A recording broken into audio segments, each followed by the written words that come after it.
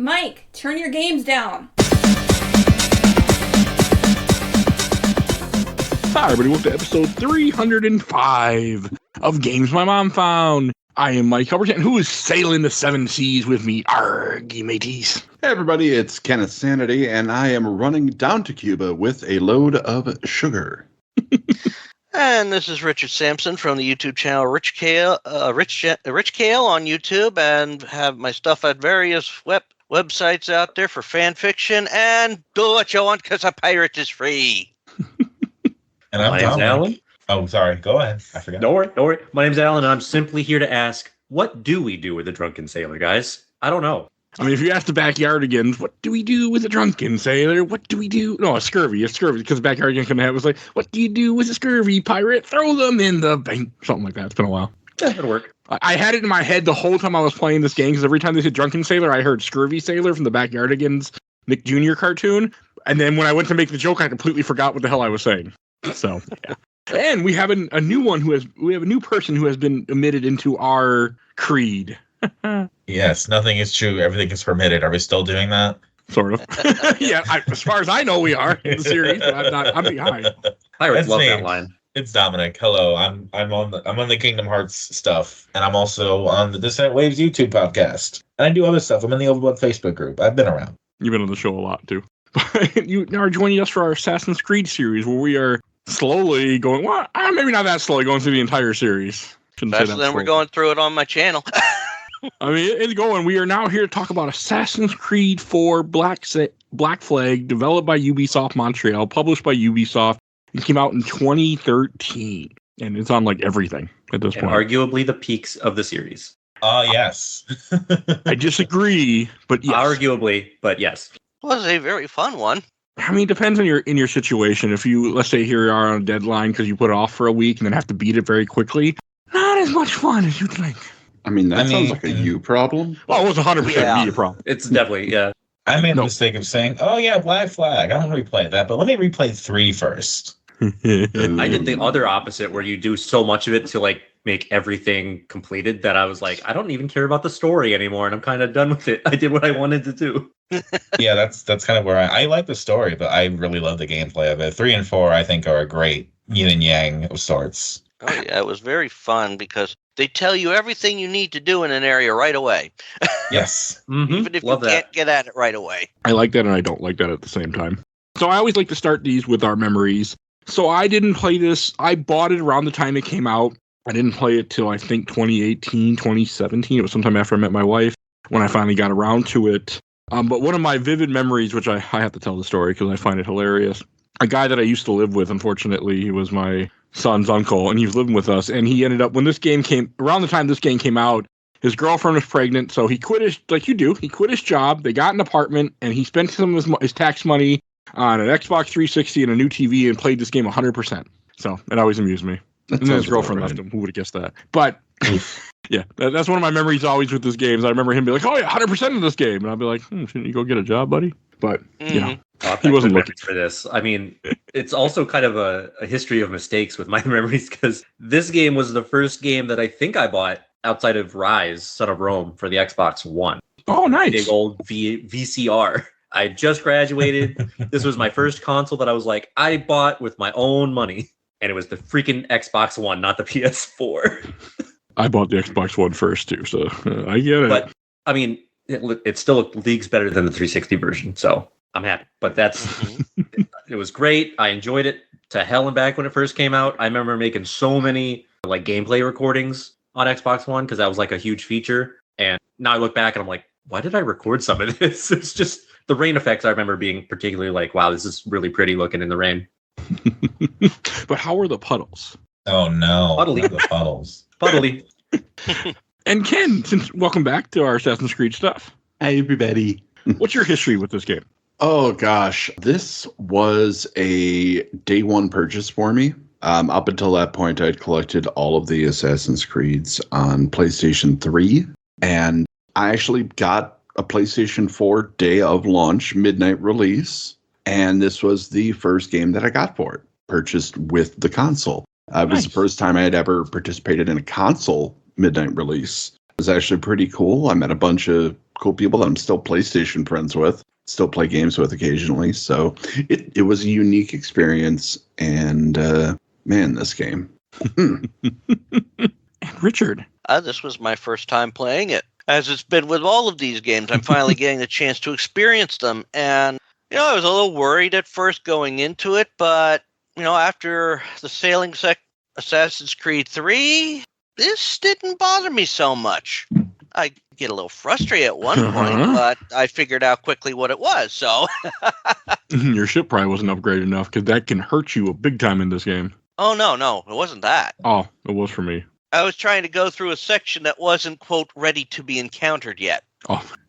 Oopsie-doo. Yeah, they'll do it in this game, too, because they give you access to a little bit too much at times, so, yeah. Yeah.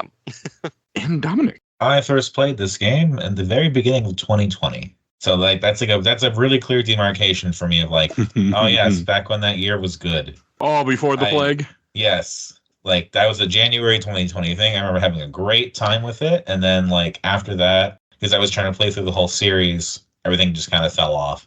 I got through Liberation that year, but I remember Rogue was a huge hassle for me to get through because I just wasn't feeling it. I wasn't feeling anything, but this was a great one. This was a good time. That's why you got to put a few months in between each one. I did.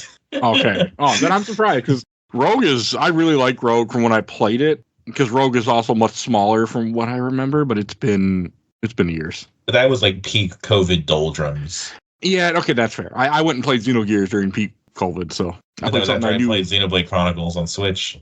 That was a big one too for that year. Fucking COVID. This one I was watching a document. I was watching the F1 series. They were talking about COVID. I'm like, oh yeah, that. It's memories, but that's neither here nor there. I mean, I have issues with this game, but I still really like this game. I found out very quickly that I don't like sailing. Oh, so I don't like battling. I don't like battling with this game when I'm sailing. That's my issue. It's I'm not. I mean, when I got late in the game, it was fine because I upgraded my ship enough where it wasn't a big deal. I also don't like boarding because boarding takes too long. I can get away from them to pull the ship over, and I'm just like, it does take a while. You can also just kind of just go for it too. Yeah, but I didn't like any of it. I didn't want to do it. Well, sometimes it'd be easy. I can think of two more. I was gonna say sometimes it's easy because you can use the back guns to do the objective and just kill everything before you even get to the boarding. Yeah, I was like, oh, that's pretty cool. Some of the big ships, I just went, oh, it's a big ship. I got to kill 15 guys and get a flag. Okay, just launch the cannons at them. Fuck them. We'll just kill them. So I can think of two more games you have to play this year that have sailing. I apologize. Wind Waker, I'm fine with. So that's different sailing. This is so much better than Wind Waker, though. Gameplay wise. Are you playing the Wii U version? I don't know yet. I mean, it does have a faster sailing option. Yeah, the Wii. I played the Wii U version. Well, no, I never did play the Wii U. I have it, but we'll see. It depends on if I'm able to get Wii U to emulate on my Steam Deck or not. Should be fine. Should be. Should. It's a keyword there, but yes, that's what the plan is. If you do get it set up, let me know. One of my this is such a different just different take on Assassin's Creed 2. I mean, this is also the last numbered entry that we've ever gotten yet, and this came out over 10 years ago. So I'm assuming we're not getting another numbered entry. Probably not. We got 2 back-to-back after having a trilogy based on 2. Yeah, but the industry in general changed where things don't have as many numbers. Right. I'm just saying it's interesting that we had 1, then 2, then a whole trilogy based on 2, then 3, then 4, and then they just kind of said, fuck it. Well, honestly, that's the way the games have gone since then. I mean, yeah, movies you could put movies too. I mean, let's face it. How could you even keep up with the whole Marvel Cinematic Universe and put them in a chronological order when you got, here's 1, here's 2, here's 1, 2, this one, 3. Oh, by the way, this 1 happens between this 1 2 and this 1, and this movie, it happens before all of them. Wouldn't Black Ops 6 really be just Call of Duty 22 in terms of how many entries there is? Yes, something like that's that. Nuts. But, I mean, I feel like numbered entries have kind of went away in gaming, but this one is just such a deterrent from, or maybe deterrent, not the right word. It's not the right word. It's such a departure. Thank you, sir. That's the word I want. And it fits the theme from what we had. And I don't know. At first, my opinion of this game was a little bit I don't really care for this time period either. I'm realizing I wasn't into pirates. I'm not into pirates. I just need to say that. I remember being into pirates in 2013, Pirates of the Caribbean and all that, but now I'm just I don't give a shit about pirates. I'll be into anything if it's fun. I was willing to give it a shot. I mean, I gave it a shot. I beat this game, and I had a great time. Like, I'm just my beginning way of playing this game was not super favorable of like the boat stuff and getting my ass handed to me by a couple ships because I just wasn't strong enough yet. And I have an issue where if you give me the whole world map, I have to start exploring it before I do the missions, which is not the way to play this game, by the way. No, it's not. So I did that. I started like going to every port, forcing my way into places I shouldn't be just to get the fast travel instead of doing the missions. I've been doing some of that. I haven't finished the game, the full disclosure, but I played it before, so it doesn't matter. But I've been doing that a bit, going back to it. But it's like I'll kind of do a section where there's a marker. It's like, okay, I'm going to go to that marker when I'm done with the section. Yeah, so everything around it. And that's what I was doing too. I was once you get into a big city, I was doing everything I could in that big port or city area to get things done. If I found I had to do a little bit of traveling for that, I'm like, okay, let's hold off on that. Try and follow the main story as much as I can while doing the side stuff. That's how I approached it, at least. That was the right way to do it. I like before sequence 5 happened, I had already went to 80% of the map. So, and sequence 5 is when you get the diving bell. Like I already had uncovered a good chunk of the map, and that was one of my problems. And it's a me problem too, where if I have access, I want to get all the viewpoints. I just want to get the map covered. It's just like I do that in all the Assassin's Creed games. But normally, it's like you have a city, you have this section of city, do this, and then we'll give you more later. Where this game's like, here, if you want to go sail across the seas, you go right ahead. You won't like it because you get your ass handed to you, but you go right ahead. I was gonna say, in opposite of what you were talking about, Mike, I found that 3 and 4 made me realize how much I do. Like, I don't care about pirates. Really, pirates are whatever to me. But it made me realize how much I do not care about Renaissance Italy. So fucking tired of those. I like Italy more, but I get that. I think Connor, Hatham, and Edward are all better than Ezio anyway. Ooh, strong words. That is a hill to die on. Interesting. I need to be more reductive and just be like, how do you like, what flavor of revenge do you like? Do you like some Italian seasoning? Do you like some English seasoning? Well, Native American spice, you know? Aside from being a womanizer, what is Ezio? Can someone describe Ezio to me other than he's an Italian? He's a patron of the arts. Okay. Yeah. He is a man who grows up in a harsh situation and matures as he ages. That describes most any man. I disagree. But that is exactly why Ezio is very relatable, I think. He starts out young and brash, and as he's exposed to the world as a whole, he is humbled and becomes wise. Yeah, but he also has like a lot of property, a lot of money, an Uncle Mario. Like, okay, he's got real estate. I do not identify with that. Well, I ignored that part when I made my generalization there. I don't have that money either. I'd love to have that money, but I don't. I mean, you could argue by Revelations, you know, you kind of get a full sense of like his sense of duty, honor to his creed, his newfound family that he makes along the way, that sort of thing. I mean, you do see a lot of Ezio. It's cool to see his whole lifespan, right? Literally from birth to death. Yeah. Mm-hmm. I just kind of dislike that is based on what I think is the least interesting protagonists of like the 4 main ones so far. I would be more interested in seeing Altair, Connor, Hatham, all over Ezio. Well, but there's another. See some more of Altair in Revelations. Yeah, and that's great. And a game we haven't played yet that came out before this, Bloodlines for PSP, which at some point I'll get to. I keep telling myself. And the DS games, don't forget those. I'm trying to forget those titles. I do. On DS. I don't care for Kenway as much. I just there's something about like I like the Assassin's Creed.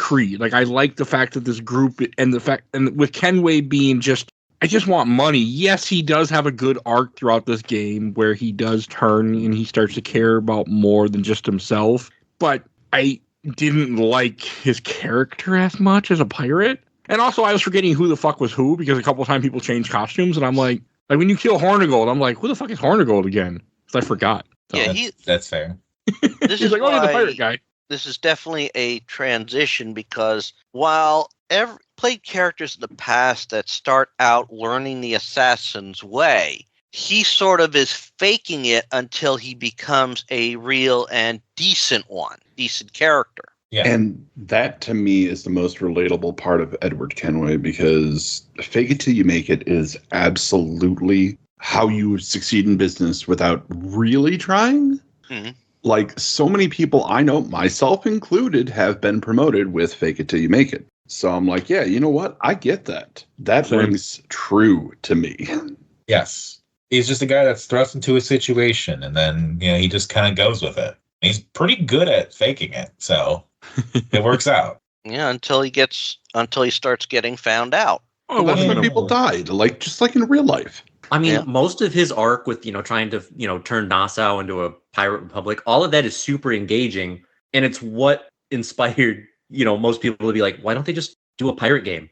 They did it eventually. It's not Yeah. good. But like everything with Edward and that is gold. The rest of the story being like, oh, we got to find this sage and who is he? And, the observatory stuff is also kind of cool in its own way. But like mixed in with the pirate story is like, this feels weird. And So the thing I thought was interesting, I'm sorry if I interrupted you. no, you're fine.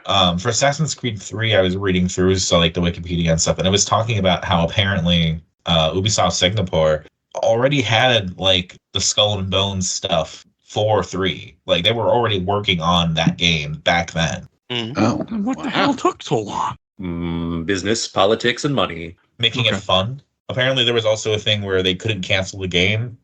Yep. Yeah, they borrowed money from a country. That's the business part. So they probably could have just said, "Hey, we're putting in an Assassin's Creed. We're done. We don't have to worry about it. No, we got to make the game. Well, shit. Just make it till it's done, I guess." Yeah, they were forced to because They faked it till they made it, but didn't make it, I still want to play through Skull and Bones. I have it. Someday. No, you do that, you do it. Someday I'll play it. It's on my list of things I want to get to, but that's neither here nor there. No, I mean, there are cool moments in this game. This is, I had a good time sailing. I did not like the stuff with Sage Roberts. That kind of got to me. I got really super fucking confused. I must have looked down at one point. Because, when he first shows up in the pirate garb, I was like, wait, who's this guy? It wasn't until a little bit later that I realized it was the Sage, because I was looking down when he first met him or doing something else while the cutscene was playing. I did not even realize that was Sage Roberts until a little bit later. I was like, why are we following this random pirate on the beach? Where'd this come from? What's going on? I just don't like him. I think I don't like the storyline of, I like the idea of the Sage, that this is a guy who is reincarnated essentially over every time he dies. Another person takes over this persona, has these memories. I like that. I just do not like the character himself and the fact that you spend so much time trying to track him down just to kill him and the game doesn't even end. Yeah, he introduces a new faction to us.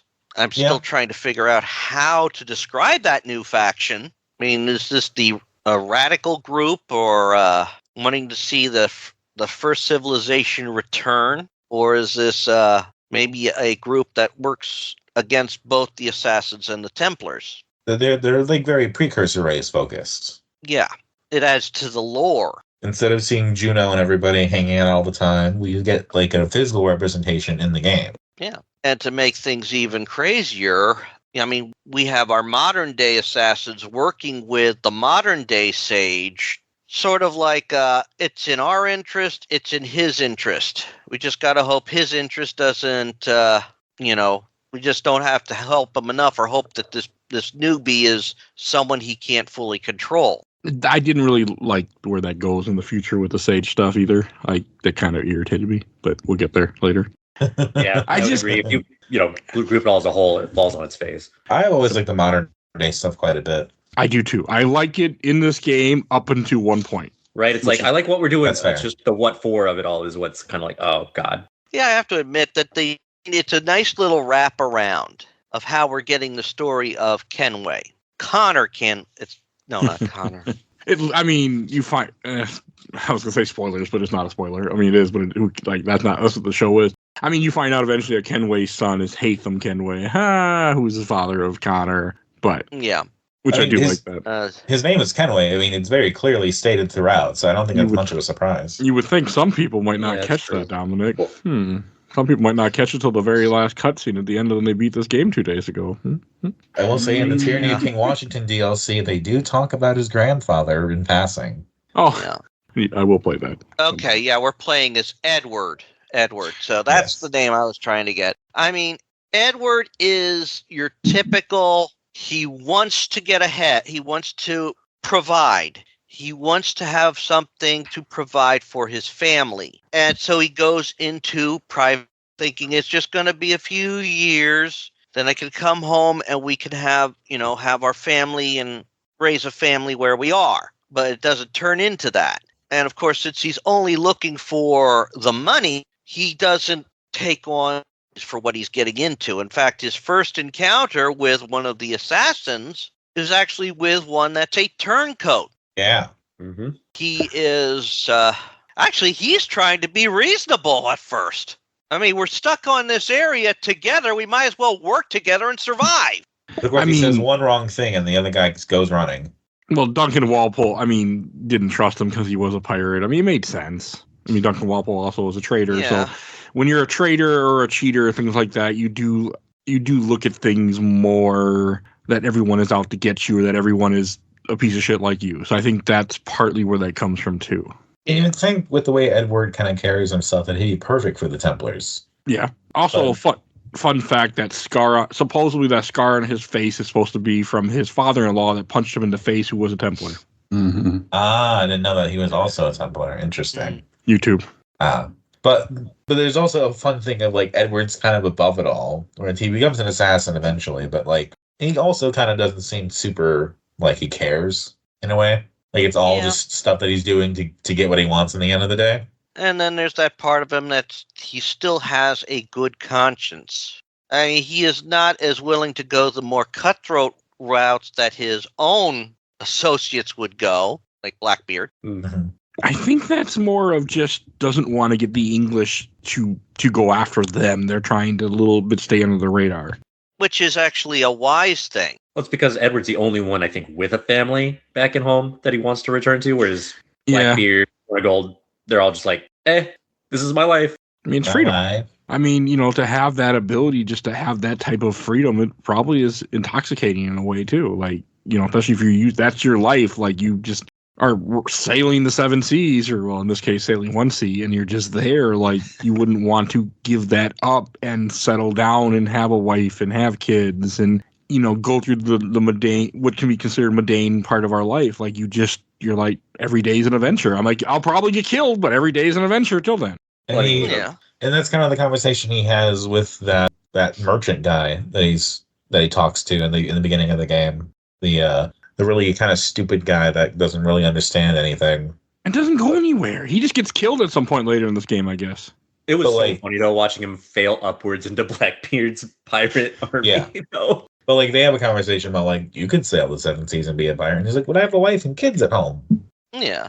I mean, that one guy, I'm trying to think of his name now. I'll probably find it somewhere. I mean, the man was in a situation, he was a traitor, and then all of a sudden, he's in a situation where he can't do his trading anymore. So what choice does he have? He has to go to joining a pirate. Yeah, why not? And you know what? It shows that sometimes, while we always had this personification of the pirates being bloodthirsty and against everything, certain pirates do care for the pirates care for their crew, even willing to take some on and help them. That makes sense. It does. It does. One thing when I was playing through this, it was I heard on the radio when I was driving, because when I was playing this game, I also was very busy that weekend, and I remember we went to Havana around the same time that I was in Havana for the first time in this game. The song Havana came on the radio too, and I remember laughing to myself. That's fun. It was fun. I do like seeing Havana in different places. Like there is even one little area you go to, which is Florida, but it's like the tip of Florida, like the Key West area type thing. Yeah, because it's just an island. Yeah, it's basically the real Florida, just nothing but like a bunch of garbage and not much to do. Everything's flooded. It's really Florida. Good job, guys. You got that one right. And it looked humid AF. Yeah. It is cool being in the Caribbean area. Like I forget what Caribbeans are. What, just Bahamas, Cuba, like that area. Like because that's what considers the West Indies, and my geography is not the best. We didn't see any Puerto Rico, did we? Haiti? I don't think so. I don't believe so either. So no. You're in a kind of small No, area. I mean, Port-au-Prince is in it, so that's Haiti. Okay, yeah. It's not a big area, but I mean, it's big enough. But Havana, Nassau, and Kingston, yeah, the West Indies. I'm trying to see if I can find a map to compare it to real life. Oh, fun fact, this game came out in the Stadia, too. And the Wii U. Oh, Stadia. Could have been. Did it come out on the Shield? I don't know what that is. The NVIDIA Shield? Oh, Okay. I was just looking up that one gentleman that we were talking about, Stede Bonnet. Yes. He was an actual pirate. He was one of the actual pirates. I never heard of him until now. Yeah. Real life, he kind of bought his way into pirating. I didn't See realize he was a real also pirate. HBO's wonderful series, Our Flag Means Death, all about Stede Bonnet. Great show. Oh, that's Interesting. cool. I think as a culture, we were big into pirates around this time, weren't we? Like in the zeitgeist, too? and then this was Pirates of the Caribbean's 4 time, I believe. God, I forget that. For a Dead Men Tell For a No long Tales or time. something, I think, maybe? Yeah. Nah, it was 5. On Stranger Tides was So that was 4. 2017, or yeah, whatever one that was. yeah. Whoopsies. Yeah. But 2011, there was one for sure. We've always been interested in pirates, at least in this generation. I mean, let's face it. Look, when I was young, there were a good, like even in the 60s and the 50s and the 60s, there were pirate movies. We sort of drifted away from that, but look at some of the titles that were coming out. Even in the 90s, what was one of the most popular game series that LucasArts and Lucasfilm released? The Monkey Island series. Fair enough. I mean, I have wanted to actually introduce myself by doing one of the taunts from it, like you fight like a dairy farmer. Oh wait, that's a different game. I'm going to test, I'm going to give it to Treasure Planet. Yeah, that's totally why my generation loves pirates. I remember that. Nothing That's a else. good movie. I don't think. I mean, it's Pirates of the Caribbean, obviously. Yeah. Yeah. Didn't really make Yeah, it is, on the it is. radar. Yeah, that was the more recent revival of the pirate interest that definitely hit around this time. I think pirates are always going to be somewhat popular. Yeah. There's, a certain love of hustle culture that is still prevalent today. And basically what we're pirates, but just hustling their ass off night and day. Pirates had a large degree of personal freedom. Nobody really to answer to. That's always going to be a romantic idea. Kids love it. Yeah. Yeah. Kids love it. Gen Z would be pirates in a heartbeat. They'd be awful, but they could. The Backyardigans also had a big I mean, we pirate sail the thing. seas all the Yep. time on the Pirate Bay, right? That counts totally. It depends on which pirate bay you use, because one is owned by the FBI. Yeah. There's going to be your pirates, your cowboys, your ninjas, right? Your knights. Yeah. Anything where it's like, I feel like I could act above my station and I can do whatever the hell I want. That's appealing immediately. And those are going to, kind of be forever.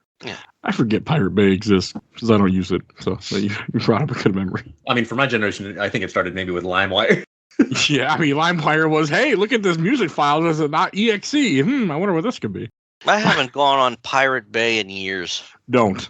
I have in the past. Well, make sure you don't now, because I'm not joking when I say it's owned by the FBI. It is. Like, they took over one of them. There's other sites, but I know for a long time they took it over. No, I have those audio books I couldn't get a hold of. Oh, yeah, I still sail the seas, just not there. I go other places, but it's Yeah. yeah. I don't. So I mean, it's fair. Yeah, we're all kind of like, we all have our little pirate in us too, I guess. So Yeah. this game also had too many eavesdrop missions, I felt, and they. Okay, it wasn't just me. Good. Yeah, those were not the easiest to do. Any Yeah, daily I type love mission. Ugh. What happened to the missions where you could beat somebody up for information? Yeah, there wasn't any of that in this game. It was. You beat up at the bars, which was stupid. Yeah. Super No, dumb, it actually. makes sense. Beating up at the bars tends to make sense. I mean, Yeah. it wasn't that it didn't make sense. It was just stupid. I didn't want to. I'm like, It why was am I doing basically this? like, I can't talk to the bartender until I beat up everyone in this bar is like a weird rite of passage for every bar in the game. Well, for certain bars in the game. Most. It was just dumb. I didn't like it. I I would did try it. to do some of that. It was for the versus- privilege to pay money, sorry, so that you could get information. I never did. I did the bars, but I never paid anything. I didn't care enough. I'm like, oh, that's nice. I don't know. The eavesdrop mission, they just felt too many. There were a decent amount of stealth missions in this game. A lot of tailing too. A lot of eavesdrop, a lot of tailing. I was getting annoyed with both of those. Tailing I Once can you see deal that with. circle of whatever you have to be in forever, I was like, oh god, not again. Yeah. Those are the absolute worst missions, and I'm really glad they started to die out after this game. That's good. I mean, I don't mind the eavesdropping if you are going to stay in a certain area. Yeah. But that's a little bit easier for eavesdropping. But because they are moving, it means you need to move, which means that you also have to not draw attention to yourself. And that makes it a little bit more difficult, especially if you're trying to get near them. Or sometimes you have to just duck just out of sight because you're tailing someone. Hey, God forbid you're going for full synchronization and have to kill like 4 dudes along the way in this specific way. Good news, if you get the guard to go after you during the eavesdrop mission, as long as the people that you're eavesdropping on don't see you, it doesn't exit the mission, by the way. So, I know this for a fact. Multiple times. I get caught. I kept getting caught in this game. I'm like, my God, I was terrible at stealth in this game. Terrible. I mean, I don't know if it was me or the game. Pistol's really supposed to be that stealthy anyway. No, you fire an old pistol from this time zone, everybody should be looking at you, not like, oh, we didn't hear nothing. Like, no, they didn't come after you. Yeah, but at the same time, this was like pirate time. So, like, everybody's shooting everybody. That's just the way it is. Yeah. That could also be 2024 America, too, by the way, Ken. So. That's why pirates are still popular. But no, that's fair. It's like how the doctor says about the chameleon circuit that's not functional in the TARDIS. Nobody takes notice to it. Yeah, a police call box is going to look out of place, but either somebody's not going to say anything because they're going to think I'm weird and lock me up, or it's just scenery. Who cares? That kind of thing. It's supposed to draw your attention that your car's being stolen. What do we do when we hear a car alarm? We think some damn idiot bumped the damn car. I make up a rap to go along with it. I mean, but you are right.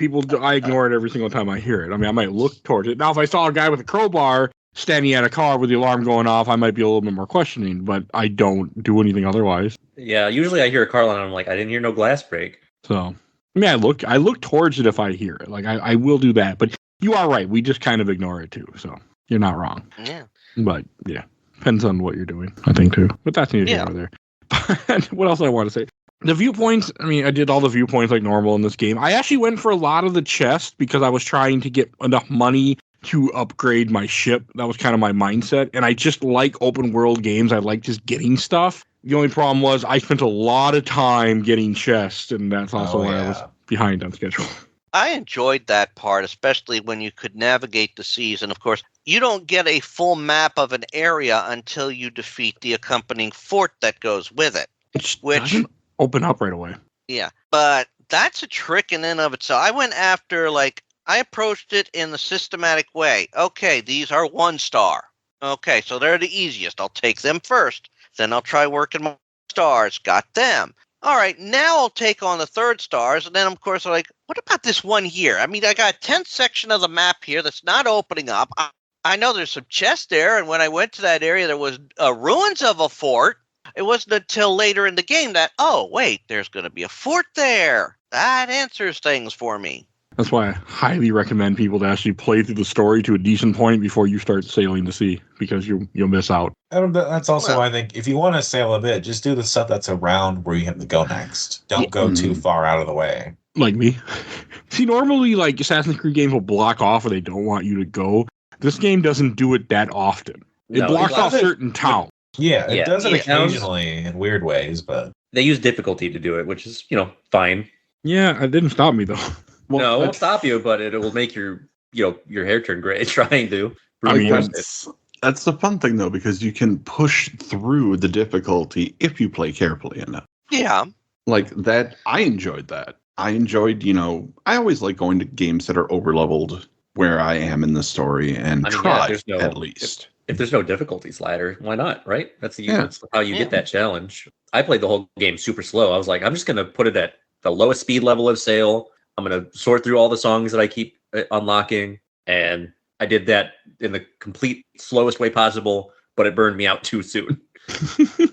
I didn't go for any of the shanties. I think those missions got pretty annoying pretty fast as well. Like, the almanac stuff was one thing, and the shanties are just like, oh, come on. Yeah, I agree. That was... They did respawn faster, though, than the almanac stuff did if you failed. That's true. I feel like. True. But it all depends. Like, you got to learn which way they're going to go. And then from that, either if you learn the path they always take the same path, depending on which angle you come at them from. You can actually figure out which one's going to be easier to get. But yeah, it's a pain in the ass to have the shanties be in play. The only thing that made it worthwhile for me was Drunken Sailor. I found several that I ended up falling in love with somehow, and then played them to death. I was like, oh wow, I did not expect that to happen, but here we are. Did they have a resurgence when the shanty thing was a popular thing during COVID? I don't remember Assassin's Creed 4 having a rebirth, but it should have. They did put out a soundtrack of just the shanties. They did. Mm-hmm. Yeah. And I love that. I listen to that a lot. I appreciate that they loved this group, whoever they hired, so much that they're in like any game where you can do shanties. Like in Valhalla, I'm like, I hear the same dude leading the pack. I'm like, oh, I see. Okay. They really like this group because they hired him again. It's also the same. One of the songs one of the sea shanties that you hear in this game is also in a stupid TikTok with a guy with his sweater changed. I've seen that. Yes, me too. Not seen that. Which one was it? it? Not on TikTok to have that ruined for me. It was some guy where they play the song and he's dancing, but the order isn't. It's cut away where his sweater all of a sudden just keeps changing, but you don't realize it because of the way the colors are, and you get confused. I think they were doing that with Wellerman a lot. I didn't really care about the TikTok. I just wanted to know what song it was. Oh, I have no idea what the song is. I just know what the TikTok is. I think it's the Wellerman. I mean, I can find you the TikTok if you want to know. Nope. What's that one I liked? I don't remember. I probably saw it float up on Facebook every once. I didn't pay attention to the song names. I just heard it by whatever they opened with. Oh yeah, but that's actually made the sailing so much more enjoyable because you're sailing along and they're doing it to keep their morale up. Yeah, because I purposely made the journey like 5 times longer. They needed it. I couldn't have done that. I didn't know you could adjust the speed. I'm glad I would have turned it up. Oh yeah, there's like 3 levels, of course, right? There's low. I thought you meant travel. Yeah, no, I always went travel speed when I could. Why wouldn't I? No, I went on the lowest speed possible. Yeah, that's too much. Well, the thing is, like, honestly, without the actual like orchestral soundtrack, if you just turn off the music, the game, just like the waves itself, is a great like relaxing experience, which I kind of enjoyed with headphones. I would agree. I think like just sailing in the game is very peaceful, very nice. Yeah, agreed. Until you get interrupted by Captain. There's someone off the shore. Go rescue them. And I'm like, shut up. Those pirate hunters. Those. I'm saying just mash square to pick up your loot and your random sailors. You'll be fine. I think the only thing I didn't like about the pirate conflicts is that we have no access to Kenway's fleet. I don't understand why, because it wasn't really an online thing. You just sent your ships like you do like in Brotherhood and stuff. Like you just send your troops off. Oh, you mean like to use them as like you could on land with like a pirate people? Just be like, I'm going to call my fleet in to like take care of this. Well, no, not even. That would have been sick. Kenway's fleet was you would send, they would go places and you get money back. So it's another way to get more money because you need a lot of money in this game. And I don't know why it's disabled now. It was? Yeah, it's gone. Oh, not on Xbox, it's not. Oh, it doesn't work on PC. No, it doesn't. Well, maybe updated for PC versus having an older version. I mean, once I saw an update went through, I logged in, but still couldn't access it. That sucks for you guys. Wow. Yeah. Did not expect that twist. Yeah, we were missing it. And like I was a little bummed because I was sending a couple of ships to my fleet because I remember just needing a way to make money, and that's because you need money in this game. One, to upgrade your ship. Some of the upgrades are very, very expensive and require a lot of metal and wood, which really sucks. And then you also have the building you can upgrade a whole bunch too. I mean, that's where I was using all the various tools that we had. I mean, you could look at a ship and tell what it was carrying and like, hey, I need that ore, and that's a lot of ore. Well, no wonder I was able to get so upgraded so quickly compared to you guys. Yeah, you had a mode that we don't have anymore. Well, here's the kicker though. I played it at like 720p upscaled to 4K, so it was super, not sharp, and it was at 30 frames per second because it never got patched. So who really had the best experience? Oh, I had glitches too. There was one part when you're tailing somebody. Oh, plenty of those. Yeah, and it glitched where he never went in the door. It's all he the just enemies. stood there. I had issues where I would be like in a place where I'm supposed to be trying to, do my undersea with the diving bell stuff, but you had to like come out of, to go defeat people, right? But what if those people never spawn and you're there for straight up an hour being like, well, what's going on? And then you're like, I think I need to reload. I had a glitch where an hour later. I think it's with like the random loot things that you get out like on islands and stuff from like that would just wash up. Some of those just wouldn't open for me. That's weird. I think I had the occasional glitch, but nothing major. Yeah, it's nothing major. I would say if you have to reload, that's nothing major, as long as it doesn't like game break completely. It was just annoying that happened to me more than once playing through this. I had multiple times where I had to reload at the end of like a tailing mission because they just didn't go where they were supposed to go. No, what sucks is when you don't have progress saved and it happens. Yeah, that's fair too. That didn't happen to me. No. This series has been very good at preventing. I mean, I would have liked a few more checkpoints sometimes than what I had, but other than that, there weren't any issues. Oh, sorry it took so long. I was checking into it. PlayStation still has the Kenway's Fleet available as well. Oh, why is it disabled on PC? Okay. I'm on the Wikipedia. On October 31st, 2013, Ubisoft announced that the Uplay passport requirement would be removed from Assassin's Creed 4 and all future games. Passport came with all new copies and was required for accessing multiplayer and Edward's fleet. Owners of used copies could download Uplay Passport for free. So I think you might need that. Oh, interesting. Okay. Yeah. I think that was another one. That's another one of my stupid complaints. This is a stupid complaint. Is that there were no Steam achievements. That everything was just. And again, I don't. I don't care about them in the sense that, but I was upset that they weren't there. Because it would have been nice just to have them pop up on Steam just because. Like, I just like that happens. And it's not with Uplay, you get Uplay things. I'm like, I don't give a shit about Ubisoft. But Ubisoft cares about Ubisoft. Remember when every company was trying to do achievements and have their own system and launcher? Yeah, that worked out so well. Good times. Turns out when you chase the trend, it doesn't work. What are you talking about? GameStop still doing NFTs? No, I think they closed it down finally. Thank God. I'm sure they're chasing some other trend that's not going to work for them either. So selling AI art or something like that, I'm sure. They're probably still riding that high of being one of those big stock companies after some fools did all that. I think that's they burned that money already. Oh yeah, they burned that money a while ago. They're making GameStop retro now. I think is what it is. They're getting finally into the retro market. Mm-hmm. Sure. Yeah. I mean, after stockpiling all the games that people have been trading in. And I'm sure they're not even taking care of them. They never clean the discs. They never, make sure the cartridges work. And the nearest one for me is like 80 miles away. So it's virtually useless. Damn. I think the last time I walked into a GameStop was to try and find a controller. Yeah, don't go to GameStop.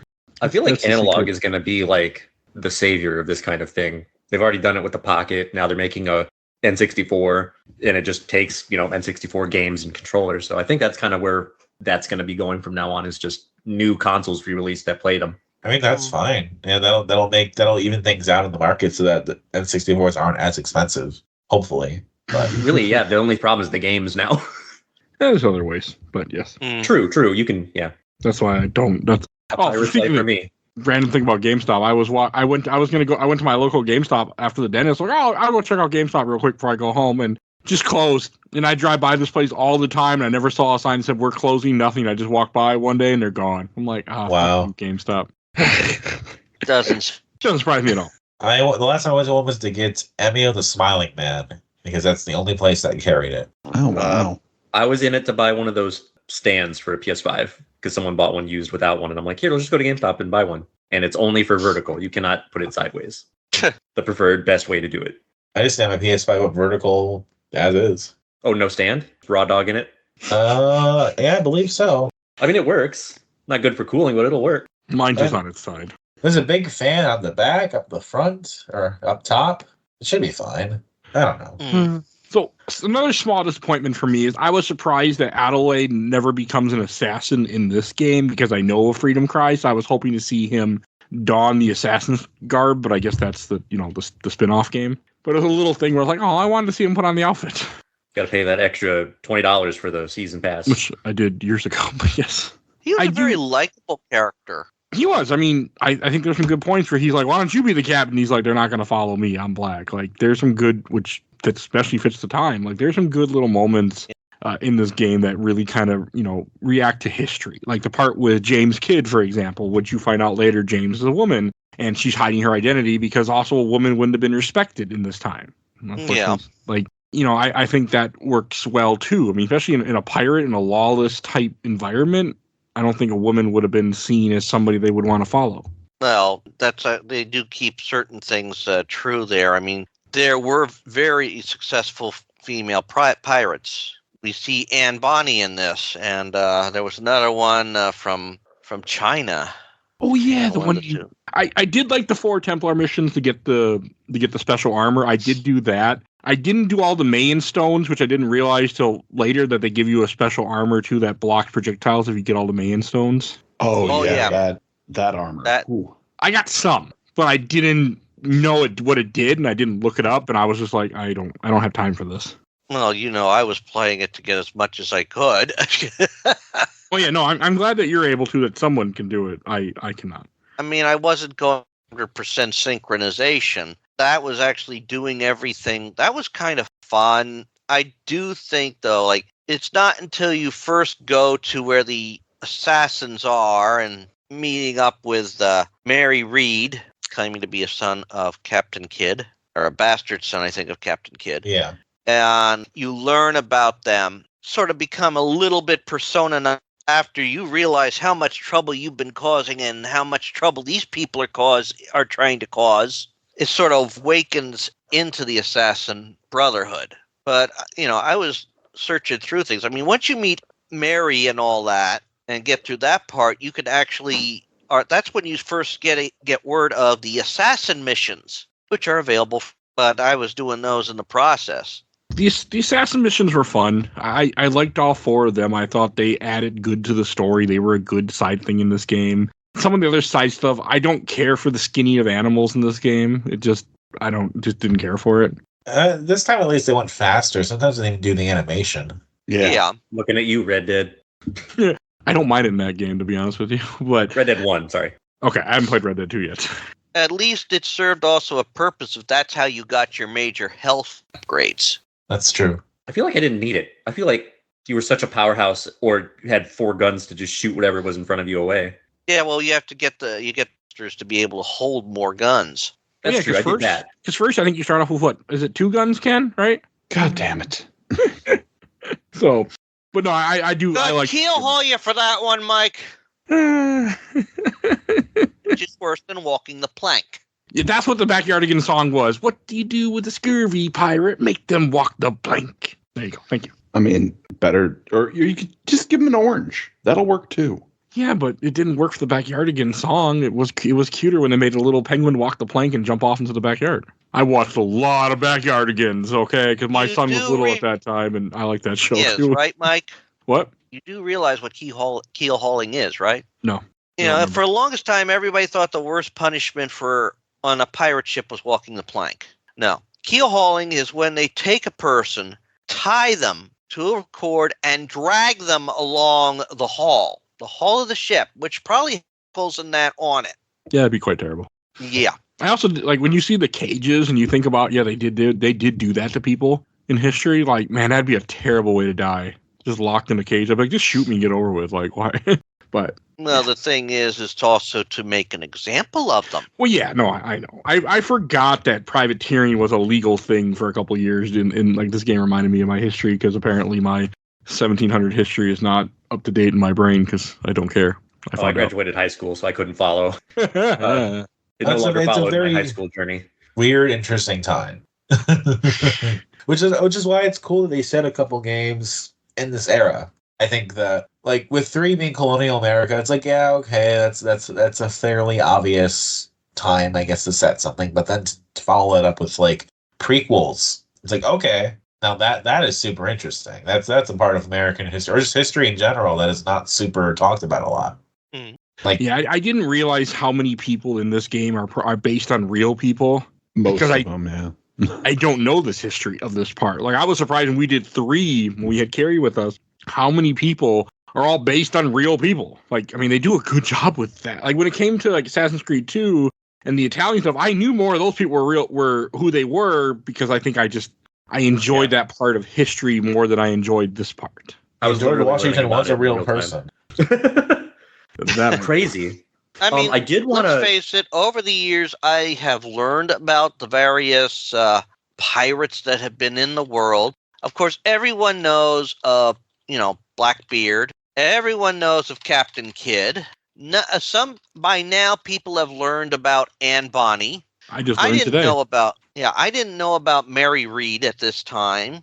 I definitely didn't know about Stede Bennett. I didn't know he was a pirate. But I've heard of Calico Jack. I never heard of Charles Vane. Can't say I ever heard of Benjamin Horngold either. That's why it's fun to do the research for these games, I'm sure. Oh, yeah. Like, I would love to be able to be on the research staff for these games. Just to be able to be, all right, here's some books, go play. Man, please. Now, I want to bring this into the discussion about like what the modern day stuff tries to do. Because I think it is super interesting the way I feel like Abstergo is almost like an Airstats Ubisoft.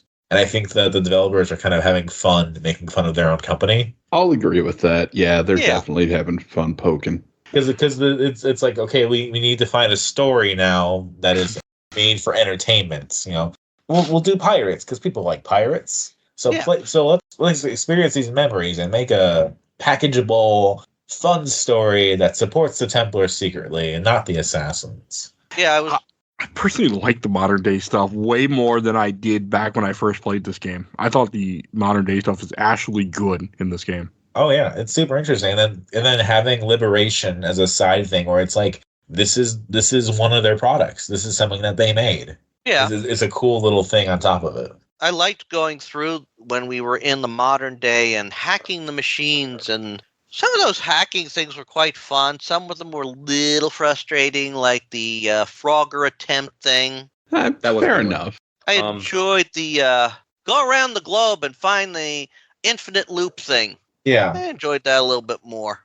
I loved going through. I mean, we found information and having that the Templars did find first Civ Temple after everything played out.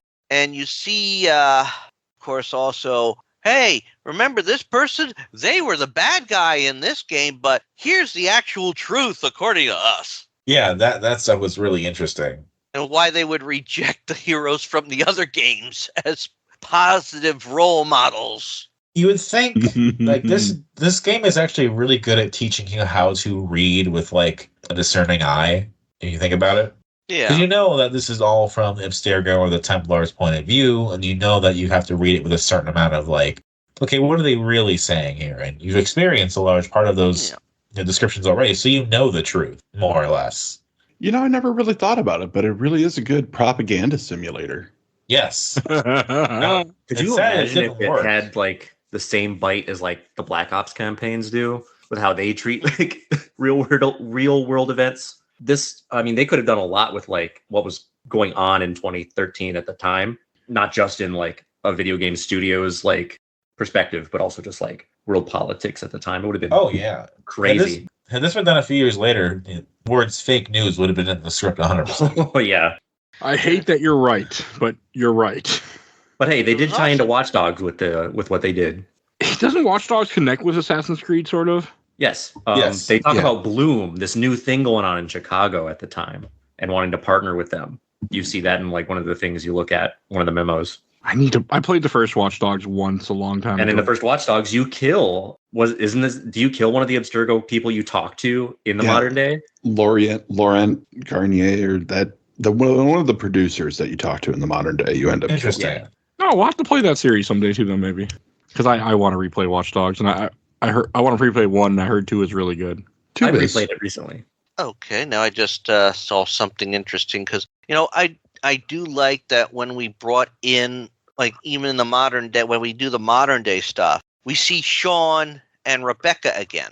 Yes. I like that. They're of course, awesome. after the whole thing with the Sage plays out, so I was like, hey, have some fun with that. Try and find out more information.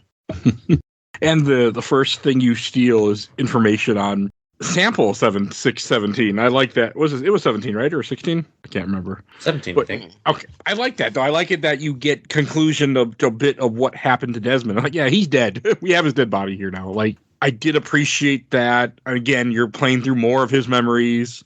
Does the modern day stuff keep going in Unity and Syndicate? Yeah. I'm seeing because I looked up the voice of Rebecca, Elizabeth Schneider, who I did not know was Liza World. I did not know that. Apparently in this, from what I'm seeing, she reprises the role of Rebecca Crane in Syndicate. She's listed as in Valhalla. Okay, good. Shows up there. And in the VR game, Nexus. Oh, which I'll probably never play. Ken, you played majority of the series onward still, haven't you? Yeah. Yeah, and there is more modern day stuff. It gets less and less as the series goes on though.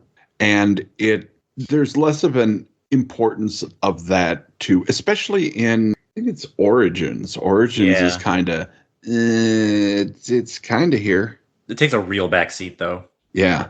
Even with Unity and Syndicate, it also kind of takes a, Yeah, that's what I've heard. It makes me sad because I really enjoy the modern day stuff. Like when I played this game the first time, I didn't like the modern day stuff here because it wasn't Desmond. But like replaying this game for this episode, I'm like, I do like this. I like that you're walking around, that you're tricked into being a hacker because you're stupid, and like corporate espionage, baby.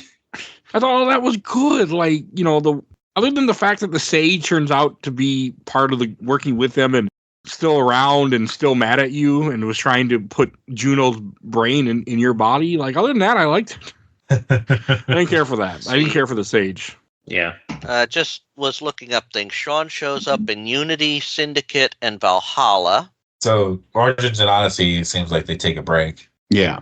Basically, once it starts going Dark Souls with the control scheme, it kind of walks back a little. I haven't played Mirage yet. I have Mirage. I have Mirage as well. But I have yet to get Mirage. I got that in Valhalla the same day, and I'm still trying to work through Valhalla, but there's so many distractions in life. And I just know that Origins through Valhalla, they're all like 100-hour RPGs. So yeah, they're massive monsters, and they'll be fun when they go on the show because I won't be able to have to really plan how I play those. The problem is that I beat Valhalla and never touched Odyssey or Origins. So what the things that they do in the modern day completely went over my head. I will admit I'm looking forward to Syndicate at least. No, I am too. I'm very excited for Unity and Syndicate because then I finally get new Assassin's Creed experiences for me. No, for me, I'm sort of like, I'm interested to see if the Jack the Ripper thing is merged into the story of the main game or if it's completely separate. Like I said, we've done it before. I mean, with like Rise of the Tomb Raider, the DLC sort of merged some of that DLC merged right into the game. You're correct. I don't know. We'll find out eventually. I can tell you the answer if you want, but Go ahead. It's kind of its own little thing. Okay. Like there was a lot of DLC that is merged into Syndicate, but the Jack the Ripper stuff is its own like I think sort of sequel. It. Don't you have to like launch it from the menu? You can't just like it's not just a mission where you go in the game. Right. It's a slightly different time period, so you have to. You can't be on the regular world map. Okay, that's fair. Okay. Be the second game I played where I've had to face Jack the Ripper. Are you counting Power Stone? Because no, I mean I played one of the Sherlock Holmes games is Sherlock Holmes versus Jack. I do want to play those. I will say this about all the Sherlock Holmes games. There are 10. There's just like a one. Can you repeat that?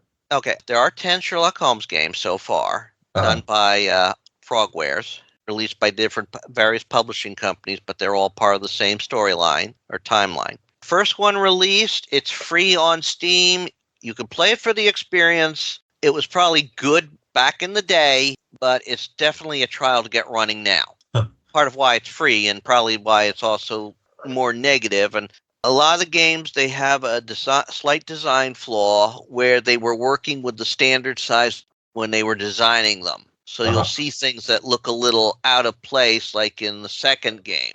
And the recent release of Sherlock Holmes was actually a complete remake of Sherlock Holmes The Awakened, the third game produced. Oh, okay. And it adds a lot more to it, I'll tell you that.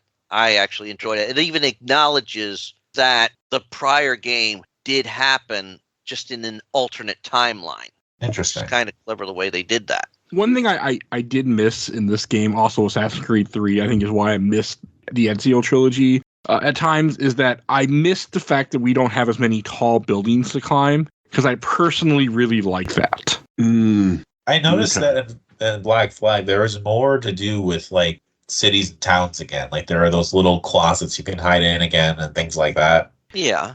I mean, there's more, but it wasn't exactly what I wanted, if I'm to be honest. So, but it was just the kind of thing of like, oh yeah, that wasn't in 3, was it? No. So I kind of missed. I think that's why I'm like really excited to when we do get to Unity and Syndicate, because I get to go back to that world. Yeah, the taller the buildings is more impressive for viewpoints. I will give you that. At least all the viewpoints were, oh, look, this is a tree that has grown in a specific way to allow me to climb up to the top and look around. Well, it's a video game. I know. You're right, but I didn't mind it. I mean, sometimes it is better than the climbing puzzle to get up a tower thing that some of them used to do. Yeah. Yeah. I don't like climbing trees as much, though. I will say that does bother me in a weird way. It's so hard to hit it. Like, you got to hit the trees perfectly to get up those. Yeah, that's the thing I noticed is that getting up stuff this time is a little harder than it usually is. So, I mean, a dumb complaint, but it was a complaint. That's a reasonable one. I mean, but let's face it, in this game, you're not going to run into a lot of major buildings in small ports. You'll probably see them more in the larger ports. Yeah. But for that reason, rooftop traversal in this game is a lot more fun. It's more full out running. Yeah. And just, kind of hopping from one rooftop to the next. It's a good time. Yeah. Yeah, it wasn't bad. You are correct. Yeah, I mean, the treasure hunting was a good little thing that they added, too. I mean, let's face it. Everybody associates finding buried treasure with pirates. Yeah. And you do. Get some of your nice little upgrades that way, too. I didn't do any cosmetic. I also didn't hunt a lot, like I was mentioning a little bit earlier. I got to a point where I just bought what I needed to hunt. I will say I do like the sailing and all the things that they do with sailing and pirate stuff more than I like some of the stuff you will see in like Unity and Syndicate. That's fair. Like the whole ocean traversal and all the different things you can do. You can fight the Royal Navy. You can fight just that asshole over there. And the harpooning. I love the harpooning. I hate that. it. That was a little challenge. I ever ran out of harpoons. So I didn't do any of them until later in the game. Am I wrong, or was the harpooning? Was that Resident Evil 4's like boss? It was like the same mechanic, right? You're not wrong. Yeah, the one. Heck yeah. Yeah, pretty much. Ken, what made you like it? It was just, I don't know. I just had fun with it. Just kind of zipping along, waiting for the right shot, throwing that harpoon and zipping along in your powerboat, driven by, whatever you're hunting. I like the collectible aspect of it. I need to upgrade my ammunition pouch. I got to go get that thing. Jesus, this is tough. All right, cool. Well, let's do that then. It's fun. It's a lot more fun than I found. I found that a little more fun than the diving parts. But this is a white whale. I'm like, okay, I'm getting this bastard. I got him. Like I have done what Ahab could not. Oh, I talked so much shit about Ahab during that fight. This isn't that hard. Why are you having such a hard time with this? It's so easy. Skill issue, bro. Get good, scrub. Yeah. I didn't do any of that. Like I did a shark or something, but I did not care. I did not care about that part of it. I did do almost all the diving stuff, though. I tried to get all those because that I enjoyed. Oh, like I said, I think that's the tougher one because there's going to be all these things underwater, but you are going to run into them. And I think I got only killed by a shark once while underwater, but that was a pain in the ass because, like, okay, I got to get this, and I got to go this way to get that. Son of a bitch. You had to use it sometimes to get into some of those pirate some of those looter layers or whatever. Yeah, I didn't care for the pirate looter layer thing because that was just annoying to get to, but it was fine. Like I did a couple of those. I tried to get all the chests even though I was missing. Like I was going for certain plans and I couldn't find the plans that I wanted. I got annoyed with the wood and metal because I just needed so much to upgrade the hull. Rich, did you upgrade the town a whole bunch then? I'm assuming? Yeah, I got the town pretty much fully upgraded. And the mansion with a guest house. I did like a couple, and then I walked away. But hey, Alan, I bet it was easier for you since you had access to the Kenway's fleet, huh? A little bit. I had most of it done by the time I had the bell, the diving bell. Then I got the bell, and then this isn't talking about my ship. I got that like upgraded. The town, I don't think I made it far enough to really upgrade because I was just kind of I was burnt out because I did all the diving by that point. That was kind of it. I just looked at my map of all gold symbols, and I was like, I'm good. I think I did. I got the town upgrade before I got the map, the bell, or most of it upgraded. I mean, once you do that, you don't have to pay to have pirates or dancers or courtesans or whatever they want to call them in this game to join you on various other tests on other islands. Did you get the trophy for hiring the courtesans to distract the pirates so you could distract the guards so you could free the pirate hostages? I don't know if I did or not. That was one trophy I found this time I had not gotten, so I made sure to get it. I was At least sort of you could get achievements that weren't you play achievements only. You should have played it right. Yeah, I agree. Buy an Xbox. I have this on PlayStation 3. I have this on PS3 and 360 and PC. I mean, I always do what I can. I mean, the fact that we didn't have access to Kenway's fleet meant I didn't get 3 upgrades, so I missed out on those. But all in all, I could still do so much of what I could in this game. And Kenway's fleet not being accessible does not break this game. No, it doesn't. It just, I mean, especially for you where you didn't even know it was a thing really, like, I think it affects even less. It was just, I was just bummed that it wasn't there because I wanted more money. I mean, it's all it is just like putzing around in a menu for like 3 minutes and then waiting a legitimate hour, for But that's just money. me playing the game. Yeah. I mean, that's just me doing side stuff and then getting more money for it so then I'm able to get upgrades faster. Yeah. Because once you upgrade your boat, it does get pretty good. Oh, yeah.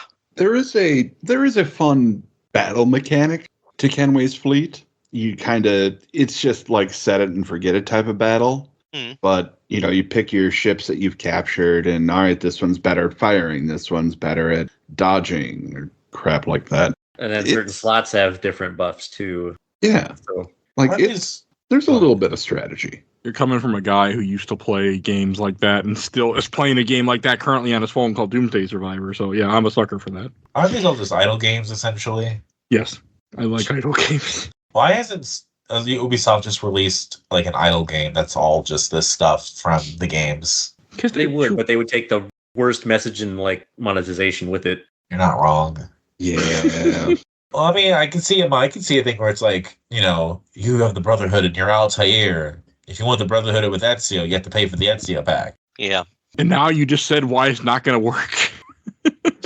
Oof, Too many ideas. If it's free to start. Hey, that's what. Yeah.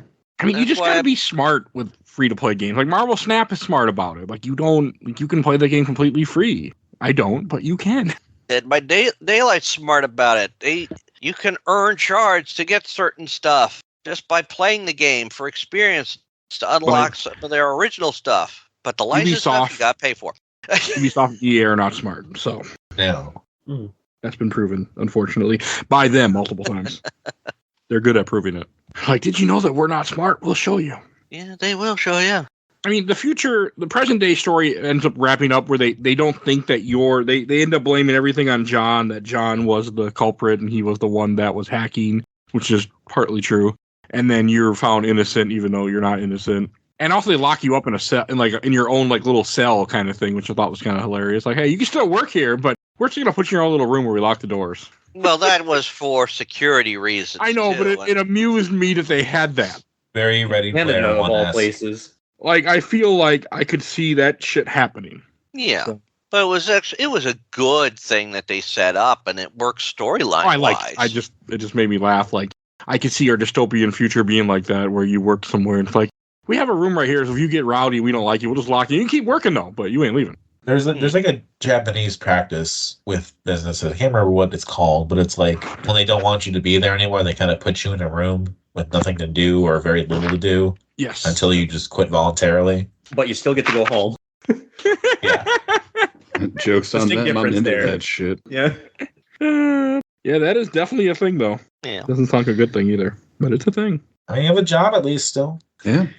All they'd have to do is At hire least- one American and do that to them, and they'd understand how bad that is, because they would be like still there 30 years later collecting their paycheck. Yeah. Like, what you get done today? Absolutely nothing. Fuck these guys. But hey, I got paid. Woo! It would basically be Office Space. Yeah, they would go by to everybody's cubicle and just be like, "What's up? Hey, what are you doing? Oh, nothing. How about you? Are you still here? It's my job, I think." They give me a paycheck every month. Yeah. I've just been sitting here playing Yeah. Assassin's Creed. I'm happy. At least with one thing we learned, though, I mean, at least we still keep up the trend where our enemy is apparently Templar. Yeah, that's a good trend for now. I mean, the storyline enemy is still Templar, and there shows how they're stupid because we've got this bigger threat this other threat, and they're like, "Yeah, we're not going to worry about that guy. He's just, well, we need him, so we'll just use him and kill him." I love the way they toe around with playing as an assassin or as a Templar, because they have the plot twist in 3 where you start as Haytham, and then they have this little towing around in the beginning of this, and then of course later parts of the series. But Yeah. Yeah, but at least you It's- don't. They keep it good that you don't realize, like, this time around you take on an assassin look, only to find out the guy you're pretending to be is actually turncoat. Yeah, I do actually appreciate that. I don't Yeah. think they can do what Black Ops does with like the whole sleeper agent brainwashing stuff for it. It's always got to be someone who's like genuinely a turncoat. Yeah, they never really go into why, but it's interesting nonetheless. I mean, it's not. It makes. I mean, to me, I guess you maybe don't need the why. It's just like he didn't like when he was offering more money. I guess maybe. Yeah. Yeah, but you're Who right. knows? Yeah, he gets killed too quickly, so you don't find out. He doesn't get a yeah, chance. he deserved it. I mean, he did. So he was an asshole. Yeah. He was betraying his people. Oh yeah. So I was amused at the big item that you're looking for. Like the whole game is like looking for the observatory. There's a little bit of it in the present day where they're kind of interested in the observatory. Someone else Observatory. also, and like I mean, there's an interesting little moment. But when I found out it was a crystal skull, that did make me chuckle because Indiana Jones would have came out before this too. So, The crystal skull is not an unknown thing. I know, but the fact that the movie came out before this would have put it more in the zeitgeist, even though the crystal skull was already in my zeitgeist, but not.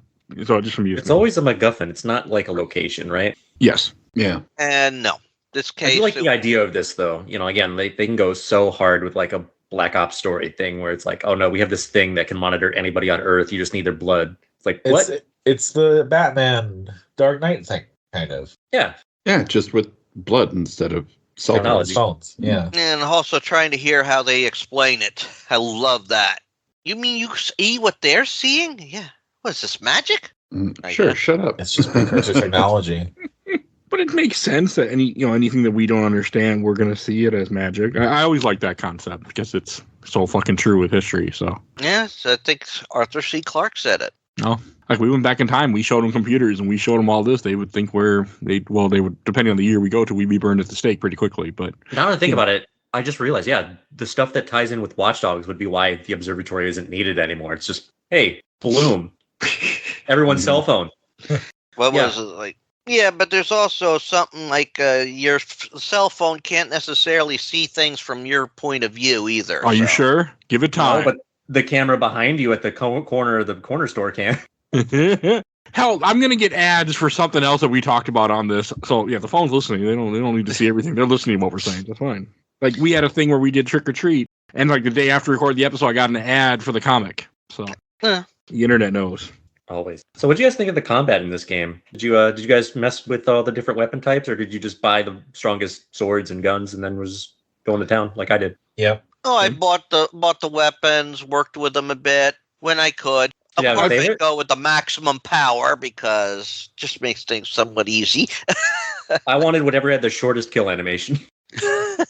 I like to have fun with my kills. Like I chose the more fancy route. Like I always chose to have more flair than power to make it look cooler, to have more Quick fun strikes. with it. Yeah.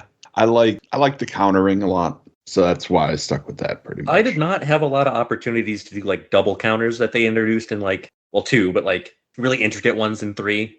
I was kind of depressed by that. I was like, man, I those think are the the cool countering. ones. I feel like the countering window got like shortened or something. It was much harder to pull them off this time for me. I just I fight when I have to. If I don't have to, I'll avoid it if I can. Oh, I'll pick fights all day. I mean, I killed everybody in this game. Like, there was any mission that said I could be seen and it didn't matter. I would literally just go to the bell, wait, and then get seen and just start killing everybody that came to the bell and just fight there. I did this multiple times. I like disabling the bell. It's like, yoink. Of course, you have to do it when you're not seen. Yoink. Well, But if you kill everybody first as they're trying to get to the bell and fighting you, then you don't have to worry. Then you just disable it when you're done after everybody's gone. Can't be seen if there's nobody with eyes. Right. I always have that quote that Johnny Depp says to Orlando Bloom in the first movie where it's just like, where's your honor? It's like, pirate. I'm going to kill everybody. I don't care. I don't need to be stealthy if I don't have to be. Pirate. I didn't like being stealthy in this game. It didn't feel good to me as it does in some of the other Assassin's Creed. Also, I just sucked at it in this game. I don't know why. Like, I mean, you get the dart things later in the game. Those are nice. But I love the darts. I do. Yeah. Oh, They are very nice. Darts are great. Quiet. Fun watching them just like... I mean, the gun. Shooting all his allies. Always fun. Or sleep, falls down. I do like that it wasn't forever, though, anymore. Like, they put that on a timer. That was nice. Yeah. That's a cool little wrinkle. Yeah, you got to get to him fast enough and kick him in the face and murder him. I always had a blast with going up in the trees and using the rope darts Oh, on yeah. people from up above. Oh, love that so much. A fun. plus psychological horror factor for them. But Yep. you get those so late in the game. That's true, too. Yeah. Yeah, you get them very late in the game. Also, when you spend 90% of your gameplay on a ship in the sea, you barely see it. Yeah, I mean, yeah. There's a lot of sea. I did do a bunch of the fort. I like the forts. I didn't do any of the 3-star ones because I didn't care and ran out of time. Oh, they're so fun. I was going to, but time was running out. And They are fun. anybody- It's just always the same set piece. Cannon fire and explosions all around, and you just have to yeah, kill and it. mortars. I didn't use a lot of mortars. I usually just do cannon fire. I didn't like the mortars personally. I think the one I had the hardest time was with the one that had the water spouts around it as well. Oh, that was so fun. I know what you're talking about. I didn't do it this time, but I forgot that they existed until I saw one. I'm like, oh, I got hit by one. it's in generally Fort. stressful. I was like, oh god, this isn't Wind Waker. Yeah, they're not gonna send. They're gonna mess you up. Yeah, I was one time. I literally was sitting docked to a city. I just fast traveled, and a water spout just ran through my ship and took out a health bar. I'm like, well, I guess I'll just go in town and repair my ship. Like, fucking A. Happened once. It was kind of amusing though. We love those little world things that just happen. Makes it feel alive. Yeah, exactly. And that Rogue waves were a surprise too. I've climbed some waves I should not have. And those were always a spectacle that like surprised me. I'm like, man, the water effects were just so good in this game. Oh yeah. They really are. The water looks so much better than in 3. It's amazing how much 1 year can change things. Well, also when your whole game is based on water, you better make it look good. Yeah. And Skull and Bones does like I think nothing like with like that. Am I correct? Any of us played it?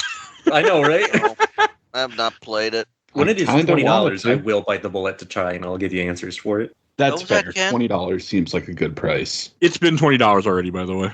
Oh Shit. shit. It's funny, like everyone talks about Beyond Good and Evil 2 being this game that Ubisoft worked on forever, but like they clearly had something else in the works for a very long time as well. The water in that game was pretty good too for its art style. I mean, Skull and Bones looks cool. I'm looking at like some of the images on the Steam page, but I think yes, when you have a game in development hell for over 10 years, people are just like, there's nothing that's going to make it worth it at that point. Nah. Like if they would have given me Assassin's Creed 4-level pirate mechanics, I would have jumped on this day one. Why don't they just call it Assassin's Creed Skull and Bones and make it part of the series and just be done with it? Yeah. Because they didn't learn that lesson from that Square's gig, and they didn't want to do that. Nothing on paper sounds bad of what it is. It's just that when you hear that all the stuff you do off the ship is boring and the stuff you do on the ship is boring, you don't want to buy it. Yeah. That's where I'm at. It's like, it didn't review well. I would have been happy if they were like, yeah, this game is great, solid 8 out of 10 game, or like a Mad Max style like level of quality. I would have been like, great. But it also didn't release in 2015 like it should have. Yeah, and I think that's the problem. Releasing a game like Skull and Bones that looks like it's still like a 2015 game, because everything I've seen from it does not look great. Yeah. And like if we could have just gotten a game that's sailing and boarding. And yeah, not even forward taking stuff like that. You could have done a menu thing like they do for the onshore stuff. But like, give me like good, fun, dynamic ship combat that's affected by waves that, you're going to have people just come up and get involved in the fight. That's a game. That's a fun game. Yeah. I'll take that any day of the week. And we didn't get it. That's all I wanted. And they couldn't do that for me. So they can eat poop. Hey. It's okay, guys. We have Yakuza Pirates to look forward to. Yeah, another pirate game. Yeah. I forgot about that. Pirates are eternal. I've never gotten into the Yakuza games. But they got Samoa Joe being the Pirate King. Like, that's worth it. Any wrestler fan's going to be like, hell yeah, Samoa Joe would be a great pirate. Yeah. I'm getting I'm getting a retaste of Mark Hamill playing a villain. He was in Yakuza. I didn't know that. No, Fun I'm fact. playing through Full Throttle. Oh, boy. Yeah, I Did hadn't any- played in years. Did anybody mess with the 4 legendary ships you can fight? Yep. I got 2 of them. Oh, yeah. Fuck. I messed with them years ago. I did not Although- get very far. Although technically they're not 4 legendary ships. They're 5. Ooh, a secret 5th ship. There were 10 after I split them all in half. Hey. I didn't know there were 5. The one is 2 ships. Oh, yeah. Okay. I heard about that. That one was I managed to get that one, and I got the one in the northeastern corner of the map and the southeastern corner of the map. Oh, that Southwest ship was a bitch.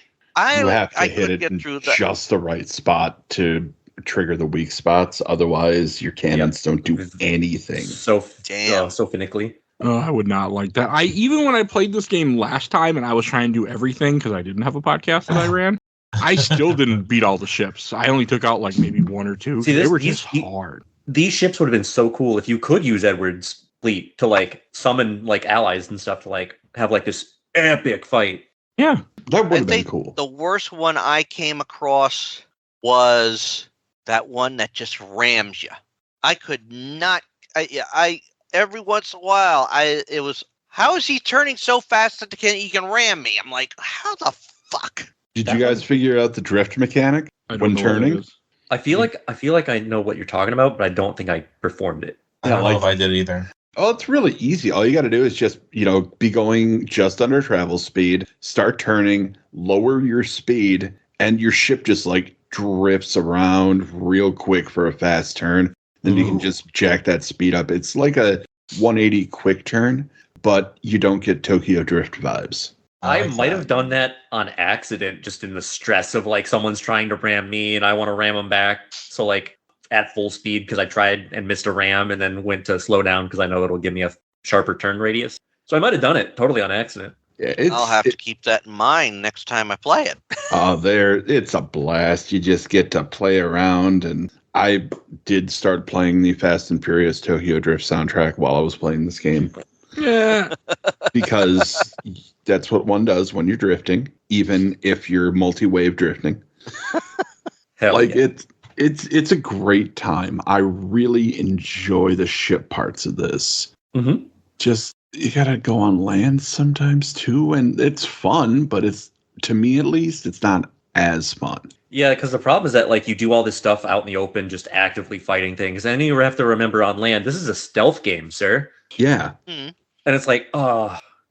The land That could be part, so much more. You know what? Actually, if they had made the pillaging mechanic that they did in Valhalla in this game in 4, I think you'd have had a perfect pirate experience for that. Ooh, And that could have been fun. Like where you make your whole crew raid a town, pillage stuff, and fight out the open and stuff. No, yeah. Oh, yeah, I would have probably liked that a bit more. I mean, Do every that once in instead a of, while like, I'm running sneaking from into this spot to spot, warehouse. and then I'm like, pirates to rescue. Oh, man. So I have to sidetrack, rescue the pirates. Okay, heading to this spot. Oh, look, another pirate to rescue. Son of a bitch. I bet they Can't didn't you do it guys themselves stay out of either. trouble for a bit? No.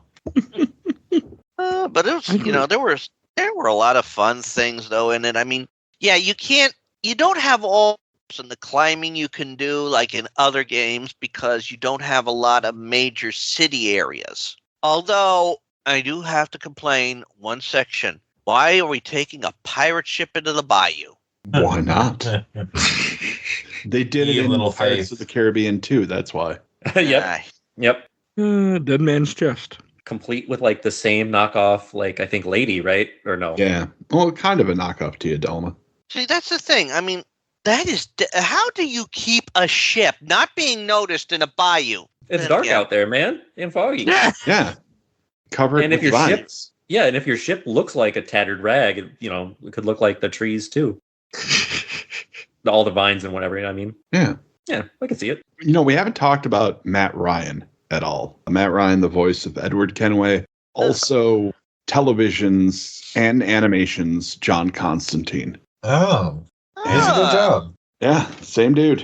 That's And nuts. it's fun. I love him. I love him so much. I want him to come back. He's a great Constantine. He's a great Edward Kenway. One of the dudes in like one of your like either Vane, not Blackbeard, or Hornigal, one of the two. I could have sworn one of them was Sid from the newest Final Fantasy. I was like, this deep baritone voice sounds very familiar to me, but I never looked it up. I'll have to do that. Matt Ryan makes a great Constantine, though. yeah, better than I would say probably better than Keanu Reeves. Different, yes. But I think Reeves has his place too. I forget you like that movie too, don't you, Ken? I fucking love that movie. I'm so excited that we're getting a sequel. I still can't believe it. Well, I guess the way DC's fumbling, like, yeah, why not? What do we got to lose? I think you should revisit it. It's a good time. I will at some point. You suggested it for the Discord at one point, so it's on my list. Mm-hmm. You haven't done Constantine yet? I thought you did. No, Weird. we haven't done Yep, any. it was. Constantine. It was. I looked it up. Ralph Addison. Cool. All right. Sorry. Yep. One of the other things, you have chests that have little like scriptures in those. What do those do? Do they unlock anything in this game? The manuscripts, Yeah, like what's the point of them other collectible. than just collectible? Do you not like lore? Oh, I didn't read. Lore I also chests. didn't read the bottles you pick up. I didn't know what those were for either. I would They made my refer map turn everyone gold, to so I the had 'em. image I shared in chat. Hey, I was on a time limit. I should have been done with this. A self-imposed time limit, by the way. Yes. Hey, I can't help it if the editor plans the schedule. I mean, you act like I'm the editor and the publisher. Oh my God. It's so forget. amazing that you can keep up the way you do. Yeah, eventually it won't, and that's when things will slow down. That's kind of been my mindset. Is I'm just going to produce as much as I can until I get to the point where I just I don't have the time because my life changed, and then I already have all the content out there. I can just slow down. That's I my respect theory. that. Plus, I have so many ideas that I want to do that if I don't keep up on this crazy ass timeline, I won't get it done. Fair enough. But yes, it's self-imposed. I know. It usually isn't a problem. This was just an issue because I purposely set it up so I had more time to play this game, but then I played Vampire Survivors instead for a week, so that didn't help the case. And this was before the DLC came out. I just couldn't. I was just like, I never did Among Us. I never did the Contra DLC, and I went and wrapped both those up, and I'm like, I probably should have played AC4. Yeah. Yeah. But they're done now. What do you want to next again? After this is Quantum Break. So you get to watch some TV. I actually have it installed on my new laptop, which I'm gonna finally play a game on because I don't know if my old laptop would have enjoyed playing it. So Oh, you're finally using your new laptop. I got Steam on there. I just got to get Epic. I got to start recording on it eventually and do all that. But I'm working on it one by one, or at least I'm using it for gaming. So that's the point of why I bought it. So I can do Quantum Break. I still have it. So I love all the Remedy games, though. Biased. they're good games. See, I'm still working through Control of that. That's also a good game. Any other things we should say about Assassin's Creed 4? I think we wrapped up. I know we talked about the story. I think we talked about most of the side stuff. So I don't think there's anything else we're missing. All right, let's go It's a to good time. questions, comments, or memories. I didn't get a lot because I posted this yesterday because I forgot. So, and some groups didn't approve me, so I didn't get their comments. But from I watched the entire Orbit Super replay from Nick Levac. I finally got around to this a year or two after a long hiatus from the series. Hadn't played any since 3, despite it being one of my favorite series in high school and college. I knew I wasn't going to dislike 4 based on how much people hyped it up, and sure enough, it was pretty much in line with what I enjoyed about a classic Assassin's Creed, but expanding upon 3's sailing system, I was worried I wouldn't be super into the sailing either, but wound up really enjoying the shanties and most of the combat.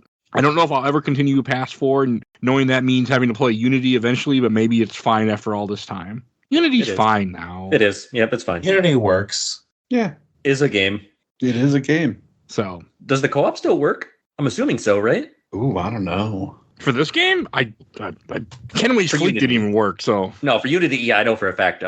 Whatever multiplayer, I forgot. 4 had probably not. No, they turn off. I mean, that But that's used the to be right shut way. down. Nick there, he had the right the right way to approach this game is after a long time. This game is such a refreshing thing to the series. I mean, if you're not fatigued by it. Oh yeah, God, sailing just opens up so many doors. And there still isn't any games that really do it like that at all. Skull and Bones. Ira Yakuza in Hawaii, maybe. Maybe. I hope to God it's just like the exact same combat as 4. Just maybe they take some things over the years that it could have improved, and it's just people just look at it and are like, "Come on, Ubisoft, come on!" If you gave Skull and Bones a dedicated story, it would have helped a lot. Amazing how that works. Wait, it didn't have a story mode? It does, but it's like a live service game, so it's kind of like. So it's That's why it failed. It's bare Skull and Bones. Nah. Boo. Is live service done now? Finally, have people realized it doesn't work? No. Well, we're starting to round the bend. I think we got a couple more coming out before I think it's truly over. I mean, just stop it. Like, yes, it worked for one game or 1 or 2 games, but like that doesn't mean everybody can cash in on that cow. Like, people aren't going to play 10 live service games. Like, it's not going to happen. Sony stopped developing like the 12 they were developing, so that's good. That's a start. Activision still has Call of Duty. EA still has their Apex. Fortnite's Fortniting hard. You can have a couple, And but I think that's it. Yeah. I mean, Destiny That's all still there should be. exists. Yeah, Destiny's a thing still, yeah. For now. yeah, you can have some, but you can't. Like, the problem was everybody wanted a piece of the pie, and like Right. Netflix, the streaming services, when Netflix making all this money, we're all going to have our own streaming service. You lose the point of what made it special. Oh, And then, GTA like, 6 is going to Concord come out and do failed. something crazy, though, you guys, as we know. Yes, And then like Concord failed, Sony's still going to put out Fair Games. I forgot Concord failed. Oh, they're doing another live service still, Sony? Yeah, Fair Games, headed up by Jade Raymond, who They didn't produced learn- Assassin's Creed 1 through Bloodlines They didn't learn their lesson? and Unity. And Bungie still got Marathon, I think, right? They didn't Yeah, cancel Marathon. Oh, man. Well, Concord was Concord, right, Mike? You can't just blame everything on one game being. No, I'm blaming on the non-starter. whole idea. It's bad. They put all this money into it. They can't just give up now. Yes, Ubisoft, how that works. And the guys who did the day before us, or the day before Scam, they're back. They're kicking around again, trying to do something. Can't wait Oh, for I that. remember that. Jeez. That was a huge scam. All right. I didn't even say game. I think I just said Scam. It was a scam. It wasn't really a Yeah. game. It was a scam. From Steve Lusiter, one of my absolute favorite games. The standard AC fare was clean and well executed. It didn't have to reinvent the wheel too much. Had interesting characters, both in and out of universe. I could do a whole game on just the naval part. I loved upgrading and sailing the ship and going broadside on some Brits. The shanties will forever be one of my favorite musical elements of a video game. I appreciate now how clean the plot was given, that we got some seriously convoluted crap in later games like Valhalla. This is a game I would heavily consider repurchasing if I had a remaster, but I also know I wouldn't have the time to play it. That's fair. All true. From Adam Carr, a good AC game, but a fantastic pirate game. I would turn this game on, plunder ships for like 2 hours, accomplish nothing in the story, and enjoy every second of it. Yeah. That's what's up. an optimal way to play. I can't do that, but yes. From Wesley Nicewater, I finally got to play it for the first time this year, and I can say it definitely lived up to its reputation as one of the best in the series. I really enjoyed the narrative that Edward didn't start out as an assassin or have any interest in being one for 80% of the game. He had his own goals and problems that ended up aligning with the Brotherhood. While he's not my personal favorite assassin, he does land in my top 5 easily. I enjoyed the character so much, I built a MTG commander deck with him as my lead. That's cool. Oh, I forgot that came Yeah. out. Man. There's an Assassin's Creed Magic cards, and I'm so happy I don't collect Magic cards anymore, because I would have bought them all, and I would have been upset. So yeah. They need to stop making Magic cards. They just they're making X-Men Magic cards right now, I think. Yeah. I saw Storm, and I'm like, oh, I'm so happy I don't buy these anymore. I heard there Oh, were SpongeBob Magic cards coming. Oh, that'd be interesting. I give up. I don't. Capitalism has peaked us.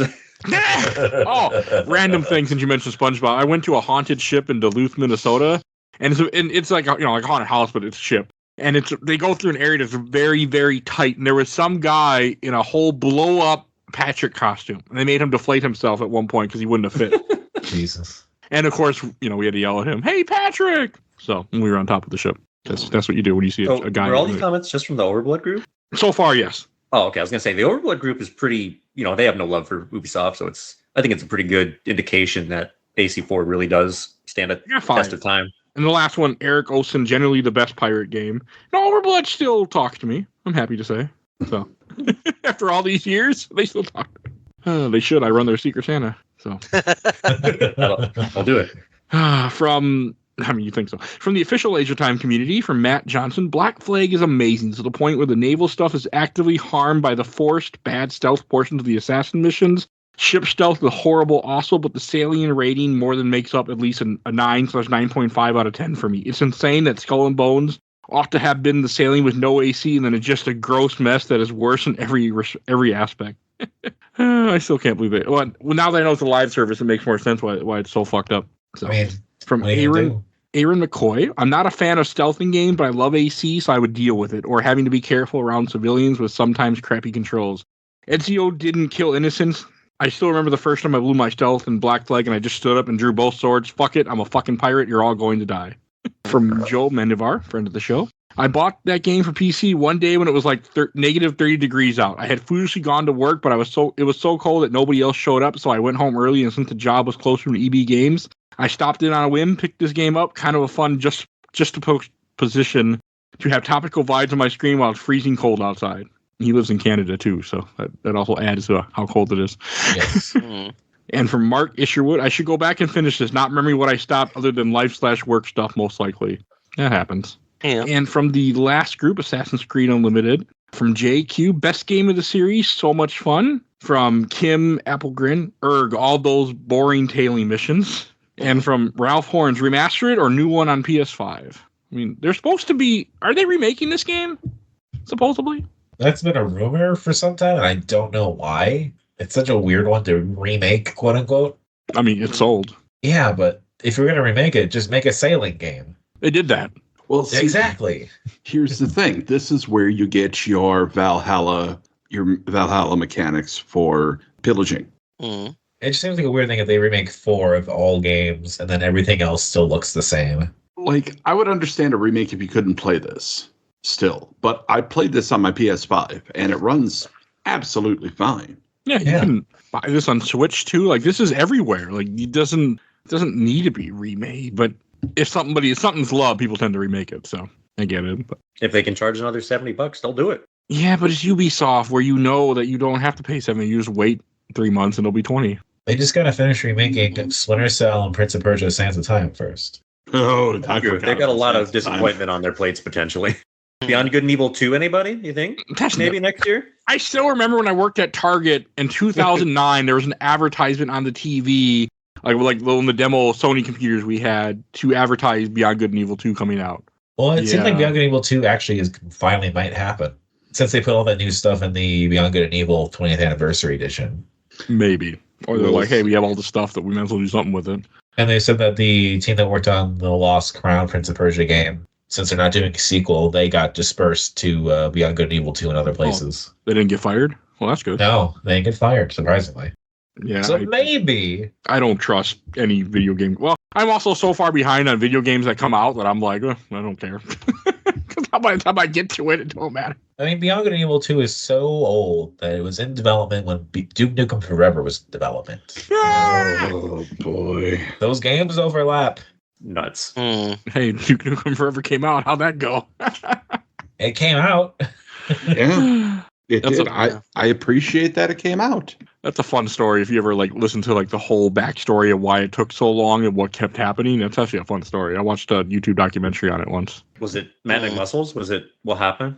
I don't remember if it was him or it was somebody else, but I know I watched one. It might have been him, but I don't remember now. His are great. I really enjoyed his What Happens. Mm.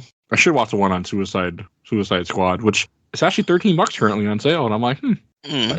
I don't think there's any amount that they could charge to make me buy it. I got burned on Avengers so bad. Suicide Squad's okay. I'm waiting until it's under $10 or free on Epic one day. That's what I'm waiting for. Hey, Epic does some really good sales or real good free stuff in the last year of last week of the year. Every year they do. And they usually have 1 or 2 really big games that they'll have for free. So there's a very good chance that will pop up on there or will pop up in a Humble bundle because I subscribe to that too every month. So I'm just waiting for those 2 things to see if it I just want happens. whatever Rocksteady to make to be Rocksteady, as in good quality and provides them a steady income. Let's just forget. I mean, this is the industry to forget the live service was a thing. Forget you. You're never going to get the money Fortnite has. You need to accept that they got there. They won. You can't compete. Go away. What are they doing now? Wonder Woman? Is that the rumor? That's Or is the that a thing? rumor, yeah. All right. Yeah, when's that coming out? Who knows? I mean, we also got to hope the DC doesn't fall apart when it comes to the movies too, because that won't help anything. Mm. So I'm excited for the movies. I'm very excited for the new Superman movie that we're supposed to get next year. So we'll see. We'll see. All right, let's give away a code. Let me see what I have next in my box of codes. I'm actually getting through my codes, which is nice. All right. We're going to give away Devil May Cry 4 Special Edition for Steam. And your code is BR73GLDPZW9J0. And that, I think it's a 0. Pretty sure it's a 0. And that's your code for Devil May Cry 4 Special Edition. Hopefully it's Steam Deck verified, because that seems like a great one for that. I don't know if it is or not. It's old enough, maybe. I mean, even if it's not Steam Deck verified, a lot of things still work on Steam Deck, even if they're not verified. True. Like all the EA games aren't verified because of EA's bullshit, but you can still get them to work. I can't get Ubisoft games to work because of their bullshit DRM, but supposedly it works. Yeah, it should be fine. It's Capcom. I mean, if Red Faction Guerrilla can work, the 360 version, I'm sure that they're pretty good. Yeah. I mean, Capcom is not as bad with DMC. Ubisoft is just terrible. Not DMC, DMR. I gotcha. So I don't know why they're just bad with it. Even Red Dead works on Steam Deck with its It needs the Rockstar launcher. Well, I think some people are smart enough to realize, like, yeah, it makes sense if we, let people play our games. I mean, I'm assuming people still pirate a lot, but maybe it's less than it used to be. So, but I don't know. So I don't know. I don't pirate PC games, and I don't unless they don't exist anymore. And I don't. It's unsupported on Steam Deck, is what it says, but that doesn't mean it doesn't work. Right. So I've played games that are unsupported. Yeah. All right. I've Let's go to Shelf Stacker Box. And Richard, why don't you lead us in? Okay, I'm definitely going to put this on the shelf. I had a very fun experience with this. Any negatives were very nicely combated. I love the story. I love how Edward goes from a bit of a jackass to a real thinker and a real decent person. I do love that touching ending that he had and involving his daughter, which was a nice little surprise. Well, it was a sad surprise at the end of it all. It is a nice touch, yes. Yeah, but definitely a shelf for me. All right, Alan.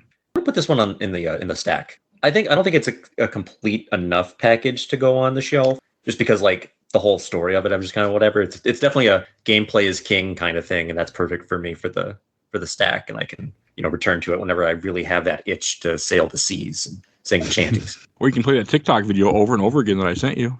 Oh God. My wife did, trying to figure out what was going on, and that song was engraved in my head for like days. They are earworms, I will say. I believe it. So, yeah. And Ken.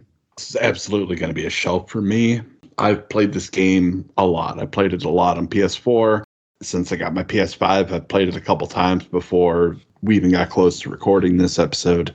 I like this game a lot. I go back to this game a lot. It's fun to mess around with. I've started a couple extra games just for fun to go through it again. This one's absolutely on the shelf for me. All right. I'll go next. I was torn what to do with this, but I'm going to put it in the stack. Because I didn't have a great time, partly my own damn fault, partly just I don't really like sailing, and I can't disagree with that aspect of it. I have issues with sailing. So, but I'm still glad I played it. Still a very good game, and I'm glad it's part of our crusade. And Dominic. Oh, what's going on the shelf? I think 3 and 4 are the best Assassin's Creed games, and I'm playing through it now still, and I just super enjoy it. It's a great podcast game. That it is, yes. I mean, I did put on podcasts when I was playing this, so. Oh, it's such a great turn off your brain and just focus on this kind of thing. Oh my God. Yeah, if I would have had more time, I would have done so many more side stuff because I really like that in Assassin's Creed games. And the next At least Assassin's it's better than the collecting flags. Yeah, that is true. The next Assassin's Creed game we will get to will be Rogue. I mean, hopefully we'll hear Freedom Cry before that, but the next regular game episode will be Rogue. Yeah. So March is when we're going to be doing that. I need to give us a few months to let me, like, I was feeling a little bit of burnout with Assassin's Creed in this, and I don't know if it was the game, the timing, or Assassin's Creed. So Right, so I got to start installing Rogue. Rogue's also is like a 9-hour game compared to this 23-hour game. So Rogue is not a monster like this one. Mm. The monsters are coming. See, where's Rogue set? That's around this time, a little bit later. It forms a trilogy with 3 and 4. Yeah. Yeah, because I don't really want to say a whole lot, but it takes place around this time. You'll understand 3 a little bit better it's after the connective Rogue. tissue. Yes. Yeah. It just may be my favorite Assassin's Creed game. We'll have to see. Yeah, because you're coming back for that, because Joe is still gone until we're done sailing. He really disliked it that much? Yes, he's like, I want nothing. He's like, nope, I'm good. I'm out. That's such a It's also a shame. trilogy or quad trilogy because of Liberation also. And Freedom Cry. Quadrilogy. Yeah. Quintilogy. Something like that. But yeah, that's what we're going to be getting to eventually. So you will hear more Assassin's Creed. Also, to announce what game we're talking about next week, which I kind of said earlier, we're going to be talking about Quantum Break next week. So that's your next game you get to hear. My first time playing it. So I'm excited. I'm trying to go through the whole Remedyverse. Little by little. You're doing all the series and all the franchises at the same time. I don't know how you do it. That makes 2 of us sometimes. I'm questioning myself, but yeah. Kingdom Hearts At least 3 he's not coming up doing, soon. Oh God, that's 2 weeks from now. Ah! Oh, you are doing RPGs. I was going to be like, you're not doing Final Fantasy, but you're doing something adjacent. Yeah, I'm doing Kingdom Whoopsies. It's a series that never ends. It goes on and on, my friend. Somebody told me to start playing it now. It just never ends. Are you having fun with it? Is that a Yes. spoiler? Okay. I haven't played 3 yet, but I have fun with the series, yes. I even watched a 3.5-hour video from the mobile game that somebody dubbed and talked about it for an hour. So yeah, I have So you can totally accurately describe to me the whole plot now up to this point? I can recommend a playlist for you to describe it. There we go. Yeah. I probably can't. Yeah, I mean, it's a better series people give credit for. I will say that. Like, it's a good series. People just get caught up in it a little too much. I'm excited about your opinions on 3 to a degree. There are 3 is a 10th Kingdom Hearts episode that we'll have done. So I just want to know if it's inclusion or not inclusion of FF characters helps or hurts it. I'm curious.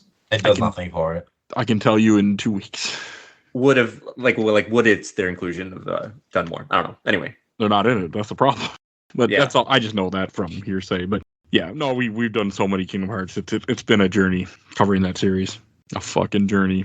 I started in 2022 and did not mean to do more, and then here I am. So, oh god. Yeah, we're almost done. Yeah, sure we are. Sure we are. Until the next one comes out. No, we're not. I mean, since we're on the topic, we have Melody of Memory after 3. We have the 3 DLC. We have part 2 of the fucking whatever the hell, I forgot the name of that video. The mobile was. game video. Yes, but there's an Unchained Memories. And we also have Dark Road, another mobile game, 3-hour, 4-hour video to watch when that's dubbed to talk about that part. So yeah, there's a bunch of shit still coming. So it never ends. And then eventually Kingdom Hearts 4 will release someday. So Yep. yeah. It's just a quest I've started. This is also our 7th Assassin's Creed episode. Yep. So another series that I'm. But that's. I mean, besides this one, the next 2 won't be too bad. I mean, Rogue won't be bad. Unity shouldn't be too bad, or Syndicate, and then Origins will make me want to probably tear my hair out because the game will never end. Somehow Just do Syndicate is the one Chronicles. I'm most. You know, I've seen somebody play parts of Origins. That's the one set in Egypt. Yes. That's part of what really got me more tempted into getting into the series. Like there is a critical path that you can follow that's faster through all of the games, including Origins and Odyssey, but it's just not as fun. Yeah, no, the side stuff is fun. I do like side content. You just have to plan appropriately if you're doing a podcast. Yeah, random bullshit is what makes this series. Yes. It's like Smash Brothers, but for a storyline. Yeah. All right, I think we should wrap this up. We should go to plugs. And Ken, where can we find you at?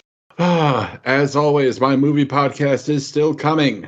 Eventually, by the Keep end of the changing year. the name. It went from my movie podcast. Now my movie podcast eventually coming. I have not announced the title. I'm not I going know. to until we got episodes recorded. I But was you gonna can keep find making me jokes. there. You can also find me on a lot of episodes of this here podcast, Games My Mom Found. I'm always around looking for more podcasts to entertain. You are a big part of the show, so there are a lot of episodes. And Richard. You can always find me on my YouTube channel, which is Rich Kale. I have videos premiering daily, sometimes 2 a day, where I'm working through various games, franchises, series, libraries, and other stuff. And I got fics that I post up on fanfiction.net, Archive of Our Own, Comic Vine. And I also will look forward to Ken's upcoming movie podcast, which might have the working name of Movies I Forced Mike Albertin. That's what this show is. Yeah, that's what the movie episodes of this show are. I mean, yeah, there's 2 upcoming that I'm excited and not excited for based on a poster that I know he's very excited for. But Oh yeah, super excited. You won't hear until next year at the rate I'm going. I mean, they'll be recorded by then, but you won't hear them. But yes, they're coming. I get to watch a French horror movie and I get to watch a Korean horror movie. Ooh, The Host? No, High Tension and Tale of Two Sisters. Okay. Yeah, I'm but very no, excited. Kenneth got me to watch a lot of horror movies that I had no anticipation to watch. And I've enjoyed most of them. We'll see about High Tension. I don't think I'm going to enjoy it, but we'll see. When will you have him watch the next Reanimator movie, Ken? I'm not going to. That's not my call. Other words, it means he probably doesn't want to watch it either. So. There are some things I'll force and some things I'll let die. Hellraiser 3? Hellraiser 3 is a force. That's it. I've come to Sin like it. that series a little bit. It's weird. He never mentioned Halloween 2 for some reason. Yeah, fuck that movie.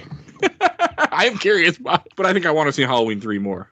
But that's neither here nor there. All right, and Dominic, where can we find you at? You can find me on the Dissonant Ways podcast on YouTube, the Overblood Facebook group. I'm on Twitter at DACICHOCKI. And I'm also on the Games My Mom Found podcast sometimes. We do episodes about Kingdom Hearts and whatnot. You don't say. And Alan, I can't remember if you have anything to plug or not. No plugs really. I'm here sometimes. I'm happy to be here, and Games My Mom's Found is giving me a platform, and I'm just grateful for it. Hey, and join the Discord. We're all in the Discord. Oh yeah, join the Discord. Do that. Please do. I'm always happy that new people join. That's how if you want to be on the show, that's how you can be on the show. That's how you can suggest things that I will someday get to. I promise. I'm actually making a huge effort. I'm making a huge effort next year to try to do a ton of the Discord suggestions from since the Discord started. Ooh. So that's my goal. I have some dumb suggestions. I can't wait to flood. So, well, there's a cutoff. But yeah, no, please join that. Suggest things. They'll happen eventually. I'm going to make an effort to do a bunch of them next year because I have a whole list of things that people have suggested and I have not done, and I should. That's going to happen next year. If you want to support the show, we do have a Patreon. For those of you vote in our Patreon poll. We have 1 to 2 polls every month. Currently, just 1 a month because I'm trying to get caught up on things that I promised. So, but definitely go do that. Want to give a shout out to my awesome intro and outro courtesy of Helena at Hell Has Fury. Follow her on TikTok and Instagram. Definitely go check her out and support her. And give a shout out to Bill Tucker at A Gamer Looks At For You. Definitely go check out his podcast. He is currently talking lots and lots of Final Fantasy. So definitely go check him out. And I think please follow us on Facebook, Instagram, Twitter, Threads, Blue Sky, TikTok, YouTube, audio only. Rate and reviews wherever you get your podcast, please. It helps out the algorithm, makes me happy. And I think that's everything I need to say. So we will see you guys all next time. Bye, everybody. Bye-bye. Bye. Salad.